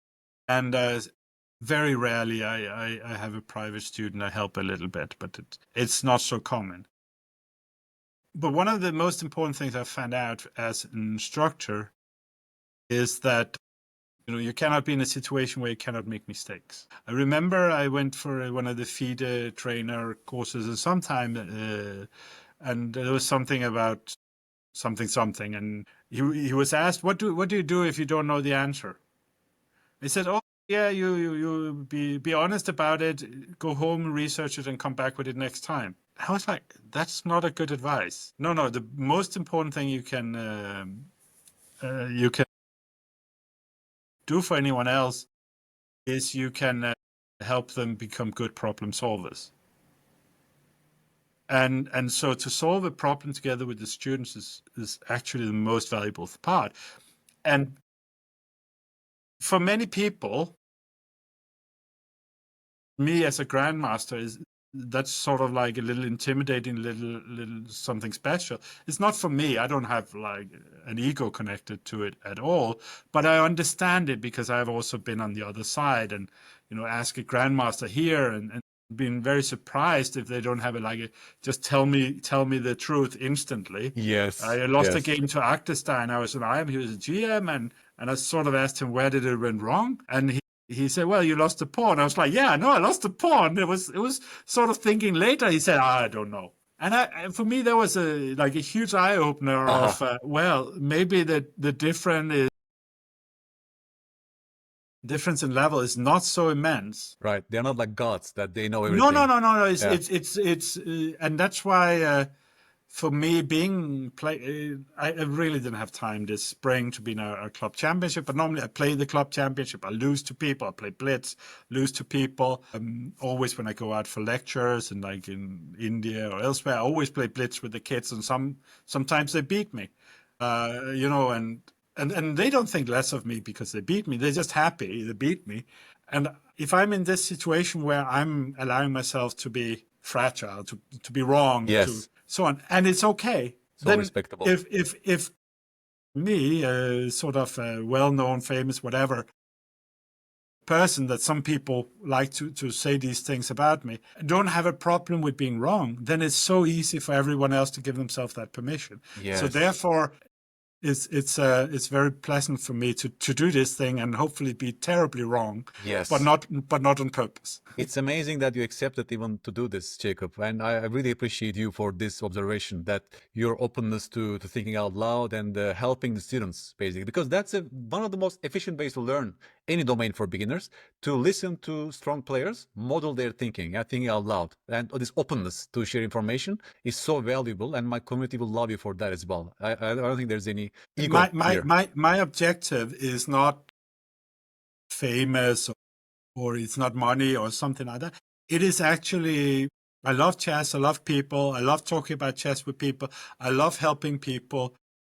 That's why I'm a coach more than a player, because that is my natural gravitas. It's not better or worse than being someone who focuses more on their own results. Actually, I prefer my students to focus on themselves.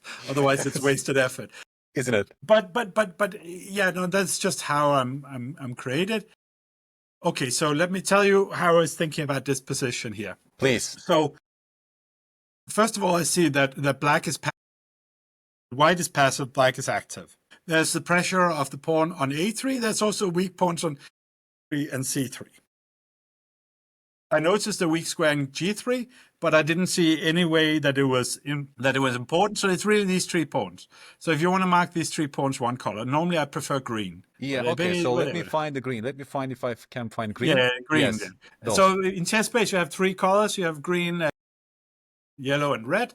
So at some point I decide, okay, I'll just stick it. Green is weaknesses, yellow is pieces, and red is opponent's idea.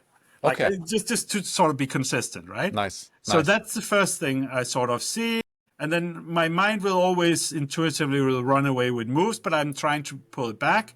What is important? Well, my knight on d6 is very strong, but doesn't seem to have any great squares to go to at the moment. But it seems like a little bit of an octopus on, on the shore or something. Yes. But my main problem is the knight on e7. That is misplaced. So that is yellow. We have yellow there.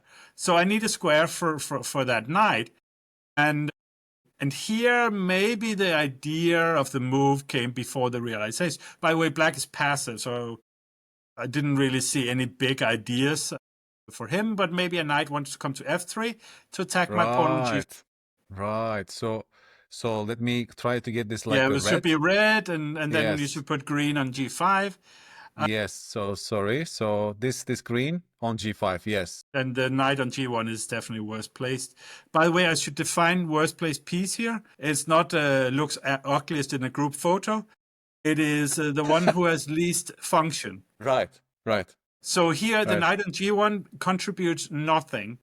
So that should be yellow because the weakest place piece for both. That's correct. Let me try to find this yellow here. Yes. I know. It's so hard. What I always say at the end of this is like, okay, let's remove it. It all looks like coloring in now. It all looks like coloring in. You can sort of get too much and just sitting and doing coloring in. Yes. But I want to say some things here. Some of these things for me are just subconscious. I didn't really realize g5 was weak. I didn't really pay attention to that the g1 knight did, because I didn't really ask myself the questions, because I already found the move before. It went very quickly for me. Yes.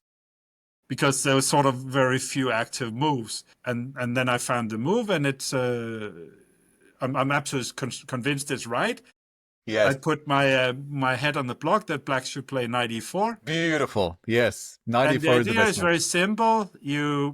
White can play knight b1 and be extremely passive. Yeah. And then I just improve my position. I don't need anything there, because then I got the knight to e4 for free.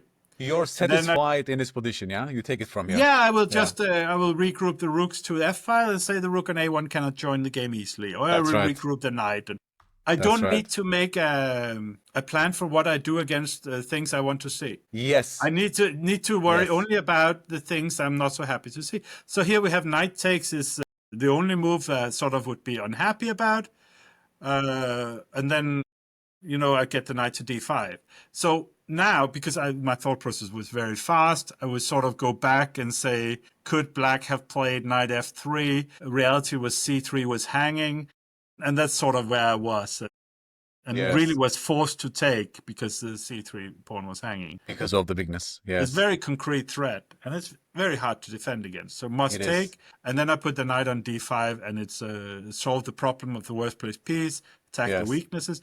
By the way, it's incredibly often that surprisingly powerful maneuver is worst piece comes in to attack the biggest weakness, 1-2 move. And then the position feels like it's tremendously changes. Tremendously Because changes. it goes from passive to active. Very active, yes. My student from Norway, he found this move in a classical game, and I was so happy, you know? He's like 1400 FIDE player, by the way. Yeah? He's not very strong, let's say. But that's actually quite impressive. That was But quite impressive. He's helped a little bit that there's not so many options. That's but right. Still, I'm sure he saw options that I don't see.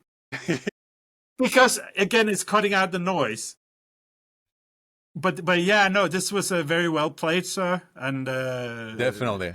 And you can't defend the e-pawn. If the king comes over, there's a rook check. Is and this rook a game? F8. Yes, that's a real game continuation. And that's an event, yeah? Rook F3 or knight E3. Rook F3s are coming. The game is over. It's so amazingly beautiful, yeah? So I gave this to you because of your 3 questions, yeah? Why inverse plays piece, but also the opponent's idea, yeah? It's actually just all 3 questions. If you don't play the move, then knight 3 is coming and you need to babysit the pawn on G5, for example. Maybe like on E5 and so on, yeah? So it's sort of a critical moment as well, probably, like to take over the game completely and play knight E4 here. Let me tell you something, sir. Now I'm guessing about how my subconscious is working. But I'm pretty sure that I have a feeling in this position, when I was thinking originally, that black is more active. And white is more passive. The pieces of white is less well coordinated. That means that every move I delay something direct is a move that white gets a chance to catch up on being coordinated. So early action here benefits me. So this is, again, should I play for dynamics or should I play for technical things? Well, I play for technical things with dynamics. I play for improving my technical problems of getting the knight in to attack the weaknesses with a dynamic move, because the reason why knight e4 works is I'm threatening to take on c3, and white doesn't have time to play both knight e2 and knight f3, after which probably the position is playable or defendable. Yeah. So it's a dynamic solution, like rook b8 when we did that earlier. Yes, exactly. It actually simulates it. It's so beautiful. And also this was very nice wisdom, because many people ask me, like, when do we know how to stop calculating? Like, you know, we can go, right? Like, you reach your goal, my friend. Yeah, why do you like suffer? Yeah, like in those moments. Okay. So this is a very simple thing. What is chess? What is the essence of chess? What is the simple essence of chess? Well, if you have to describe chess, decision making time and pressure in real time. Not really. I would say it's a problem solving game. Yeah, problem solving. Yeah, of course. And the problem is always one thing. What is the same problem you have to solve always?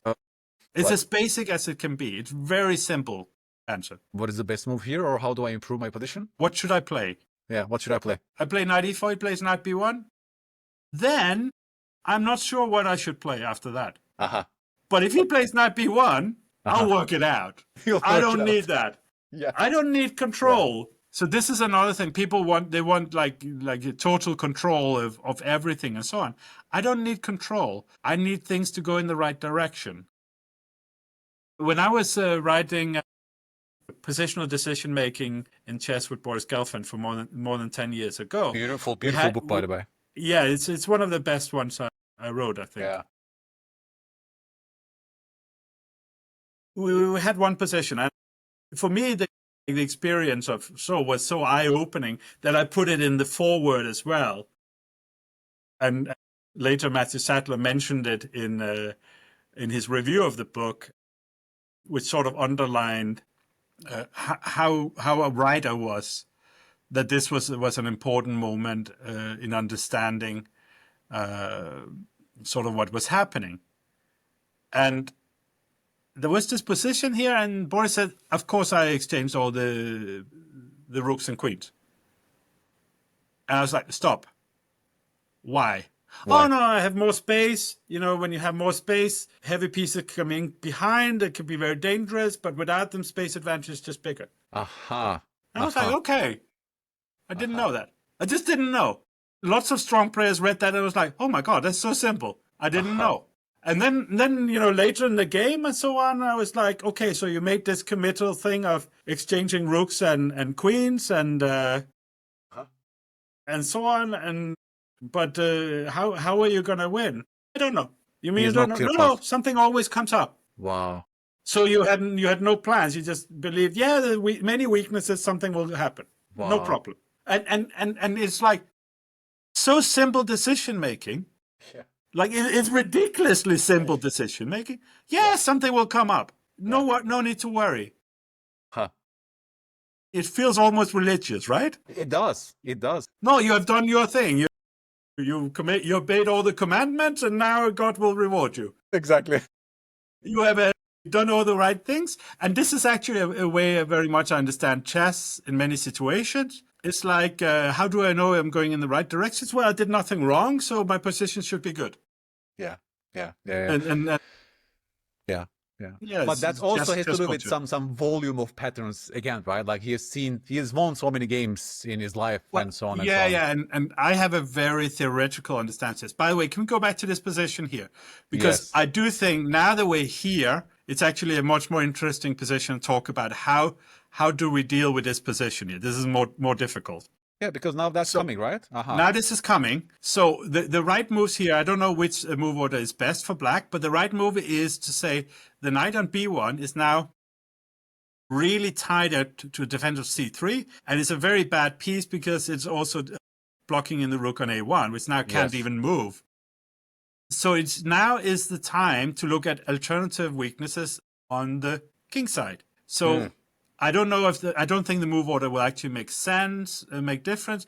I'm not even sure if it makes a difference if the knight goes to g6 or c6, but I would play rook f8, knight f3, and then here I would play knight c6. To stop now, if black has another move here, I will play king d6, so that if the knight comes to e5, I can take it. Yeah. But I would expect here, I was just thinking a little bit while we were talking, I would expect knight e5, knight takes, pawn takes to happen. White is sort of forced to prevent knight from e5. And then here I would probably play rook back to a8. To double. And then white can never play a4 because I always have rook comes in on f2. He cannot easily get the knight to d2 to challenge because I take the knight on c3. So here I play rook f7, rook a f8, and there's penetration. And for me, this is very easy. I could sit and do it like this here. The hand knows it. Just hand knows it. Yeah, but I understand that not everyone have had the volume I've had. Yes. Hopefully the thought process here is helpful for people. It's so helpful. This segment was golden to me. What you saw and what, quickly you came to the conclusion. So, by the way, there's René and I, we do these 2 homework clubs in our academy. So we have one which is called friendly homework, which is 18 positions.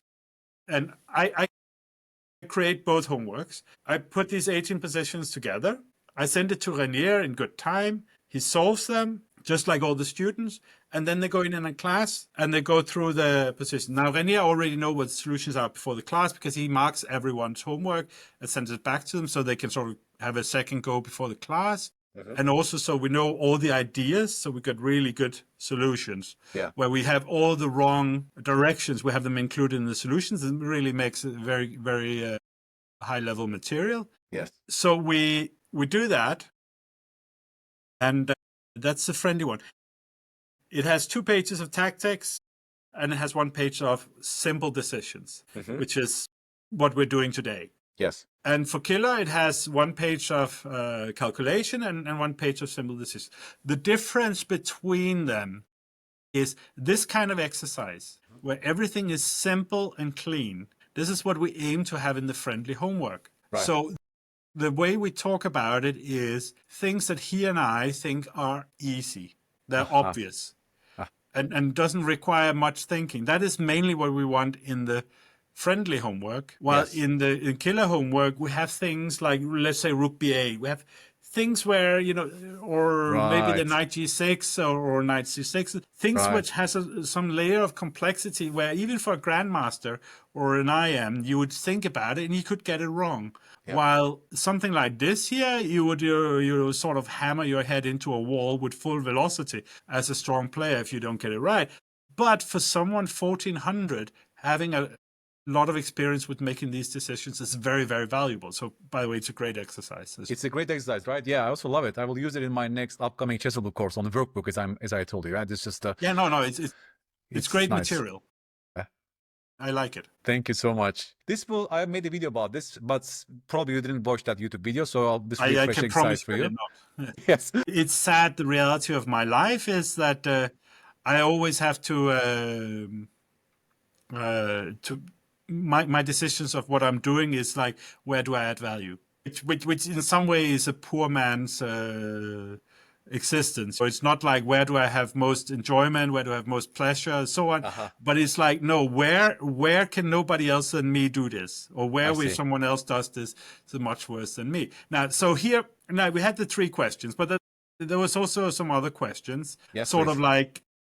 We have king safety. Who has the safest king? Well, because the white pieces are coordinated and they're not threatening anything and they're blocked behind the pawns, they're not threatening, but the black pieces actually are quite threatening. Yes, the pawn on f4 blocks the rook, but no, the rook supports the pawn. The rook could easily get to pawn could easily get to f3 and it will hurt a lot. Yes. So in that situation here, again, it's exchanges. There's this suggestion of exchanging the knight. And for me, it's very easy. The knight is the worst placed piece to some extent. The queen could quickly become relevant, but the knight cannot. My first thought is, should the knight go to d4 and be exchanged? It's like, it just felt wrong, but I sort of thought about it a little bit anyway. And then I realized, okay, it's obvious where the knight belongs. This, by the way, the follow-up question, you have the worst placed piece.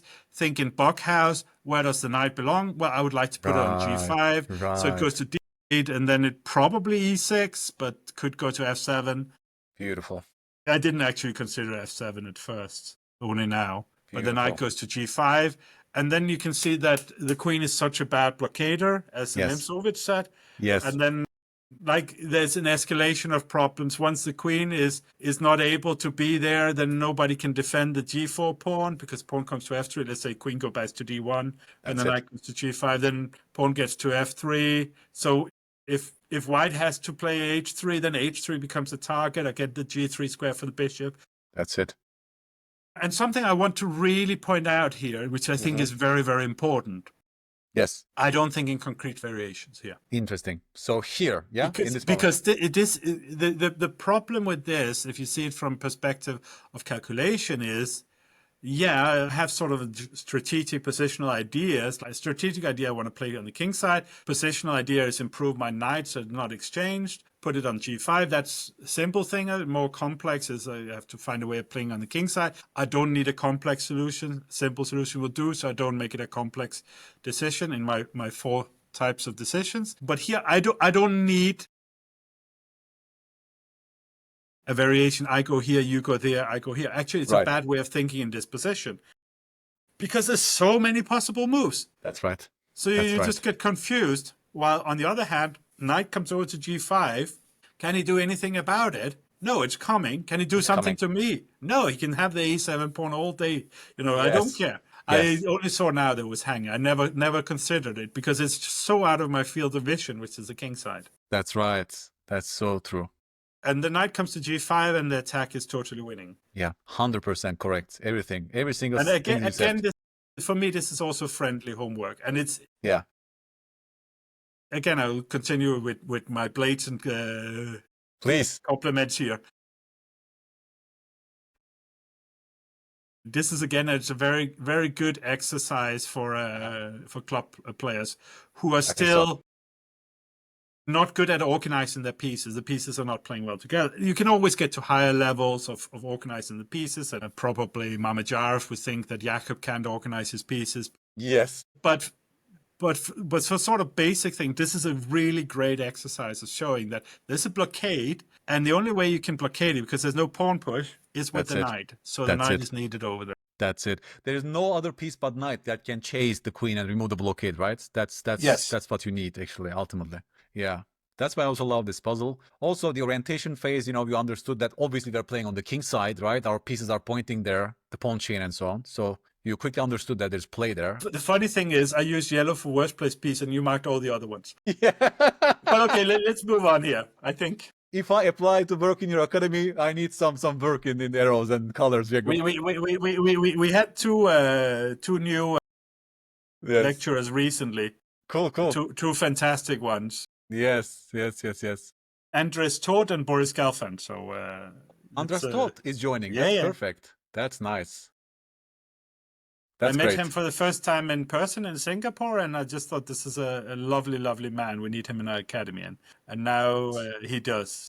I just talked to him, by Coach, the way, a couple of weeks ago. I think our episode is coming this Saturday. We did a guess the move training together with Andras Toth on the Fischer-Spassky game from 1992 match. It's just this crazy Breyer game. No spoilers here, but it was a the very first tough game. or The one that Spassky won, not the first one. no, Fischer won Fischer the first won one. the first one. Yeah. The second Breyer Spassky won, with a very unconventional like pawn play in the center and so on. So it was crazy game to simulate guess the move, but we did it together. Like took a couple of hours, but he's great and he's a great man as well. This made me remember he's a very expedition. enjoyable person to be around. He is, yeah. Jacob, black to play. I'm not This game, I think I know. Yes. Sorry, I don't I remember very few details from it, but I think White managed to play Rook takes D4 or something. And exactly. And do you recall? Is it Kawana White or no? It's a World Championship game in 2023. Okay, yeah. Okay, yeah, no, Yes. I remember this game here. But of Ding Nepo. this but do you specific think... position, no. Yes. So let's talk about this. How should this black is much more negotiate difficult. this? Yes, that's my question. Like, how do you deal with this tension, let's say? Well, first of all, here, maybe my initial thought is I'm worse. I think I have an extra pawn, but everything is bad. My pieces are bad. I'm blocked. This pawn on e6 is worth its weight in gold. For me, the ideal situation would be a blockade. So some sort of fortress. If I could exchange bishop for knight, this is like my first thought. I tried, of course, mentally, like I tried some g5 and something. And this is something I realized more and more as I'm getting older, that if I don't believe something, I should just accept it. If I see something, I don't believe it. I look a little bit more, and suddenly I'm seeing something that is convincing me. But you know this question. You maybe have a same in Swedish and in Danish. In English, it's much less. But in Danish, it's very common. Like, what would a smart person do? It's a very common question. And the problem is there's no smart person playing my games. There's only me. Yeah. And for that reason, I don't like the question, because I think the question is more like, I'm just me. There's not going to be an improvement on me in this situation. There's only me. So the best evaluation I can get is not Stockfist or smart person. It's me. So I am the authority here, and I have to trust my own authority. And my authority is I should not exchange those bishops, because the white bishop is hopeless. Yes. It is blocked behind own pawns. And therefore I want to play bishop g6, because I can't put it anywhere else. And I would love to take the white knight. If white plays knight b3, I play a5, try to keep a blockade. Don't like the position. But I would presume white is technically better according to Stockfish. Yes. But I would say you play show me how. Yes. And that's my thinking. I don't know if it has any value or not. 100% correct. You should congratulate yourself. You did better than Nepomucci in the actual game against Ding Liren in this position. But I'm sitting very comfortably with no pressure, no tiredness, and so on. It's not a fair comparison. It's like going in at the end of a marathon and trying to sprint against the guy who ran 42 kilometers. Yeah, which I don't want to do, because I know I'll still lose. Yes, I will also show you how the actual game went, by the way. But this was by far I remember the best. there was a rook takes d4 at some point. Yes, good memory. I mean, yeah. So again, as you said, this bishop is sort of useless here, and your main goal is to exchange the bishop for the knight. Like if they do this, if white is allowed to exchange knight for knight, then it's keep the beautiful blockade. Very difficult to keep the position blocked. Yes. Yes, and if white repeats after bishop g6, I think you go back, because they want to take and then go knight. I was wondering if f5 was good, but now you asked me to look at it. Yes. Then I would love to force white to play f3. That's right.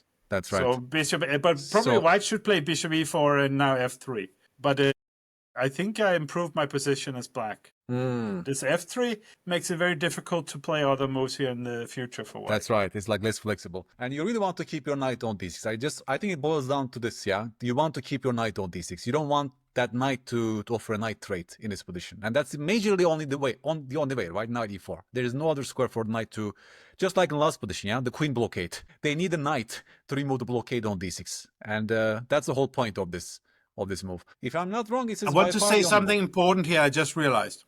Yes. So here, if you have bishop e4 here, bishop g6, bishop e4.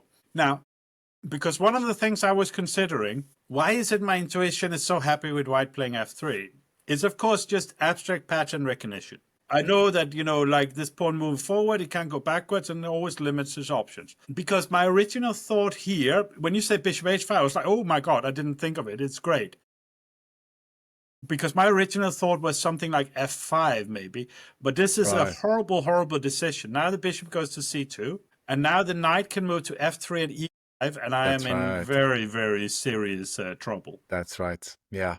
Also, but if not so happy. I first have forced white to play f3, the knight has no route to e5. Yeah. And this is, again, this is not calculation. This is where I had a disagreement with John Watson more than 20 years ago, and I don't really want to go into it too much, but one of my main problems with what he was saying was that when he said calculation, it meant thinking. And for me, calculation if that means thinking, then it's like every word means the same thing. Then why do we have different words? So calculation is actually having a concrete sequence of move worked out. For me, the sort of technique of calculation is finding things you don't see very quickly. Like I didn't see bishop h5 there. Right. I know it's a very simple move, but I just didn't see it because I didn't look for it yet, mainly. Where for him, thinking would be like this kind of knight maneuver and so on. For me, no, that's strategic thinking or positional thinking. It's a different kind of thinking. The brain works differently. It's more intuitive. The moves are different. But it's a very useful understanding of pawn moves, like Sune Berg Hansen, as I mentioned earlier, a very strong Danish grandmaster, and he's from the same region as me, so I played league matches with him when I was 16 and stuff like that. Mm-hmm. And now we're in the same team. We just won the Danish league together, which congratulations. Was the first time he ever won the league. I won with 3 other teams. Nice. But he only played in 2 clubs his whole life, so he didn't have the same opportunity. And the game I showed was from that league. He also has a YouTube channel, right? YouTube channel on chess. Yeah, Grandmaster. No, Grandmaster Talks. Grandmaster Talks or something. Talks, yeah. Yes. But no, his great insights is chess players don't have tattoos. Don't have to choose. Tattoos. Don't have tattoos. Because we know pawns don't go backwards. That's the reason. You have the emotional understanding of it on your body. You always regret it moving the pawn forward because there's holes everywhere. Right. You don't want to commit, yeah? Like you understand consequence. This is it's a very simple thing. But I love of course, a much beautiful way, instead of saying something abstract, it's you understand the consequence of it. This is how we sell chess to bureaucrats, like you should... You should teach chess in school because kids will understand consequences of their actions. You should have chess in prisons because the prisoners will improve their decision making and understand consequences of their actions. Yes. Which is sort of like the penal system's main idea is you are now after you did this crime, you've been locked up for 3 years. What do you think? Crime still pays. Woody Allen said it. The Woody Allen, yeah. Yeah. So I still do believe that crime pays. Yeah, I still believe I'll get away with it. No, you haven't learned your lesson. We come back. Exactly. But it's just in chess you do get this very feedback loop. Oh yeah, he played the knight around. Oh my God, he played knight. So just to show you, but the knight's already good. The knight was already good, yeah. So he wants, and now here he goes to d4. Yeah, that's like quite soon he's going to d4. Yeah. And now the game is over. Yeah. The knight is coming to d4, and look at that knight, yeah. I may have used that somewhere myself, but such a beautiful. I have used it in friendly homework for sure. It's really so easy. World Championship, I used it for friendly homework. Okay. No, but it's like so many things in this match was like the last game was beautiful, but so many things in this match was shockingly bad because I was so nervous. They just tension. Both of them were just so much never easy under pressure. They couldn't take it. Yes, and of course A4 is answered by A5, and everything is locked, right? Like they have no play on the queen side. I might side, even play A5 unprovoked, but probably, yeah. So white cannot make progress. Here it looks fine, yeah. What does the engine say? Now look at the engine. It's 0, 0, 0, 0. Now here's another little. It's like I'm giving you like a whole book worth of stuff. Please. I never hold back. Read my books. It says exactly what I say. Okay. Very very simple thing about engines. Modern engines are crap. They're too good. So because they are too good, they are crap. Because because they're too good, they're crap. No, you want Fritz 6 if you want to learn chess. Interesting. Why is that? Because Fritz 6 doesn't know how to solve problems. So what is an advantage? Advantage means that the opponent has problems to solve. Yes. You're worse when you have more problems to solve. You're not lost. Problems are solvable, but you're worse. Stockfish says everything is 0-0. Everything is because 0-0. it solves all the problems. That's right. That's right. So you need especially like if you want to check your opening preparation, make choices. Fritz 6, which you can still sort of find online or something, or Fritz 9 or something, but not Fritz 19. Jacob, this is amazing because you know what? Like all my Chessable courses, of course, people check with modern engines and they claim everything is fine, we have no problems, but practically there are some problems, right? Like how do you verbalize that? How do you, negotiate that tension? Yeah, no, so my attitude to that is if I have enough volume of material, then I have material that shows what I want without running into this problem. Because this is something I know I used to do when I was very young. I used to do some advice for politicians on media, on how to deal with things. Has some media language background, yeah. And one of the realizations I made after a bad session I'd had with a politician and not prepared him well was you can have a situation where you can say something and then, there will be a misrepresentation of it, often like viciously intentional misrepresentation of it, but you will lose the debate because you cannot say to them, as he was saying to me, but well, that's not what I meant. I was like, you cannot explain that to 100,000 people watching you. Yeah. You don't get that situation. You have to express yourself in a way where you are not misunderstood in the beginning. And that's the same attitude I have to writing books, or in your case, doing courses. Hopefully you will do the book also at some point. Yeah, hopefully. But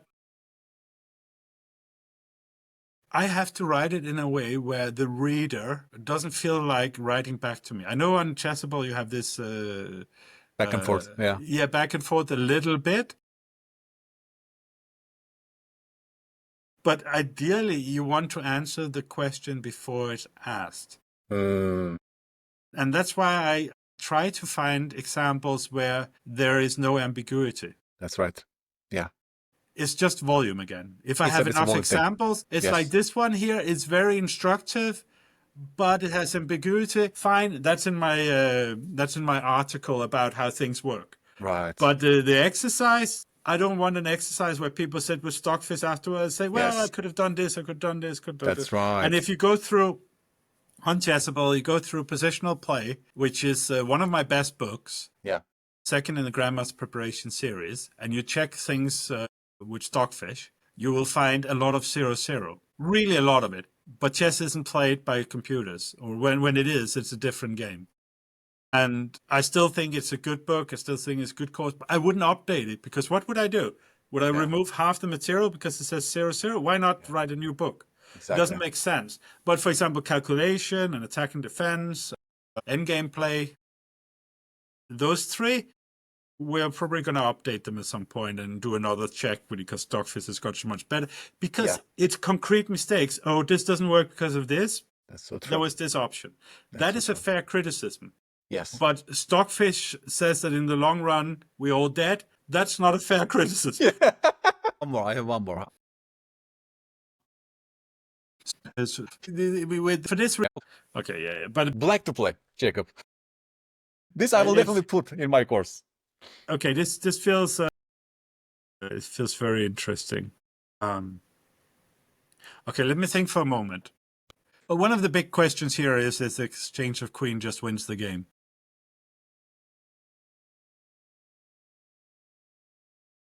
But also, because if I take on g5 with black, there's sort of like a simple thing for me is take, and bishop takes queen d4. and it seems like it's just mate. For example, queen goes back to g2 to have something with rook takes, c takes. Yeah.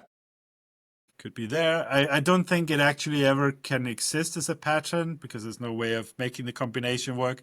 But I also saw the tactical idea of queen takes a1 and mate on c1 sometimes. Uh-huh. I don't think there's a way to get there. Uh-huh. Take on g5. Very concrete thing, but maybe f6, bishop takes, rook f1, and it can become a huge mess. That's why I was thinking if queen d4 is just totally paralyzing white, it would maybe just win because the knight isn't playing and everything's packed away already. Also considering bishop c6, but I don't want to give white f6 and create counterplay. Yes. Since we have wasted enough of people's time, I'm gonna risk my unbeaten score here of wanting to take on g. You want to take on g5, okay. But maybe we can come back to it. Maybe it's not such a terrible idea, but it was a great intuition that you found queen d4. That's the best move, and this is totally about I might this have played knight. this in a game, but Yes. But you know, also I just felt like here I have to do the dangerous thing, just principle. Yes. I have to risk something. I know, but you know, general concept goes right. If the opponent is a buried piece like this, the knight is terrible. Then exchanging the rest of the army is a very logical thought, right? Like strategically, just leave them with this knight, and it's okay. That will tell more. And also have the advantage of two bishops. That as well. Also, this comes with a huge potential threat, so they have to exchange the queens, right? So that just comes down to it. And or you exchange and take on g5, and as well. Yeah, it's just completely game over. No, I might have played this in a game after 15 minutes of thinking, but I wouldn't do it lightly, you know. Exactly. And we can even double check after 10 seconds of thinking, but not after 2 minutes. Yeah, here is this not mate because of bishop f7 or something? Oh, there's bishop f7. Yes. No, this is the kind of things I would check. I would find bishop c7, and then I would be like, I don't see how I'm getting out of this. That's right. Just go for the simple win. It's just the perpe. Yeah. But we also have to end at some point. Let's end this here. I loved it, Jacob. So let me get this screen going. Stop sharing. So we're on the big screen again. I loved it myself. So many insights. I will edit this part like really carefully, so we have all good nuggets of information with good summaries and everything. Great pleasure talking to you. And amazing again that you opened yourself for this audience. You think out loud and taught us many, many useful lessons, Jacob. This is really appreciated. And you're always welcome to this podcast in the future. It's just starting. Invite me when you have a good thing. I'm always available for these things. I think it's an obligation. It's a privilege and an obligation. Amazing. It's a privilege that people want to listen to you ramble on. Yes. And it's also an obligation when you have something of value to say, which is not, which is constructive, simple, constructive, pleasant interaction with people. This is a big obligation to go and talk to people. Yes. And whenever somebody wants to talk with me or others, we're available. And I'm very happy to help you direct people in your direction. It's amazing. Yeah. You should absolutely, of course, talk to Tia Hillop. I will. Who will be a local adversary. Yeah, if he comes back to chess from Go, because now he's learning Go, as you know. No, but he teaches for us, and he played the weekend. Oh, really? And he's still there? Okay, he's still active. No, he's still in chess. Yeah. Cool. He's also playing Go because he has hobbies. I play tennis, and people don't see it as a competition. I play guitar. No. Go is not a competition to chess. It's another way. Actually, this is an important insight that he and I made separately, that if you want to be a good instructor, you have to be a student in another field. I totally agree. So you have the... Have the right mindset for as a beginner. Yes. Now I will go and enjoy this book of yours that you wrote with Rainier. So just arrived yesterday. I will dive into this beautiful book and if you have to read the forewords one after the other, and you see how brilliant it is. Exactly. It's like as I said many places, he's written the most professional foreword you've ever seen. I'm very curious. I will start from there. Yes. Then we keep in touch. Let me know if you come to Malmö, Sweden. Then I will also love to meet you in person. Yeah, well, we of course I will often be in Copenhagen, so it's very close. My wife is Danish. She works in Louisiana Museum. So if you come here, we'll see each other. It's the same train line from the airport, which is exactly the place I visit most. Yes. Just let us know. Probably for the next 7-8 months, I will not be. But when the Danish league starts again, I will be there all the time. I would love to meet you in person and get your insights once again. Yes. Yeah. We love Malmö. It would be lovely to come across. It's beautiful. It's a beautiful city. And it's just a summertime today, so I need to go out and get some sunshine finally in Sweden. I need to go. I got a message here just Please. from Carrier that I'm ready to be picked up. Yes. So we're going to go. We're going to go. Thank you so much, everybody, and catch you later. Bye-bye. Ciao. Thank you. Bye-bye.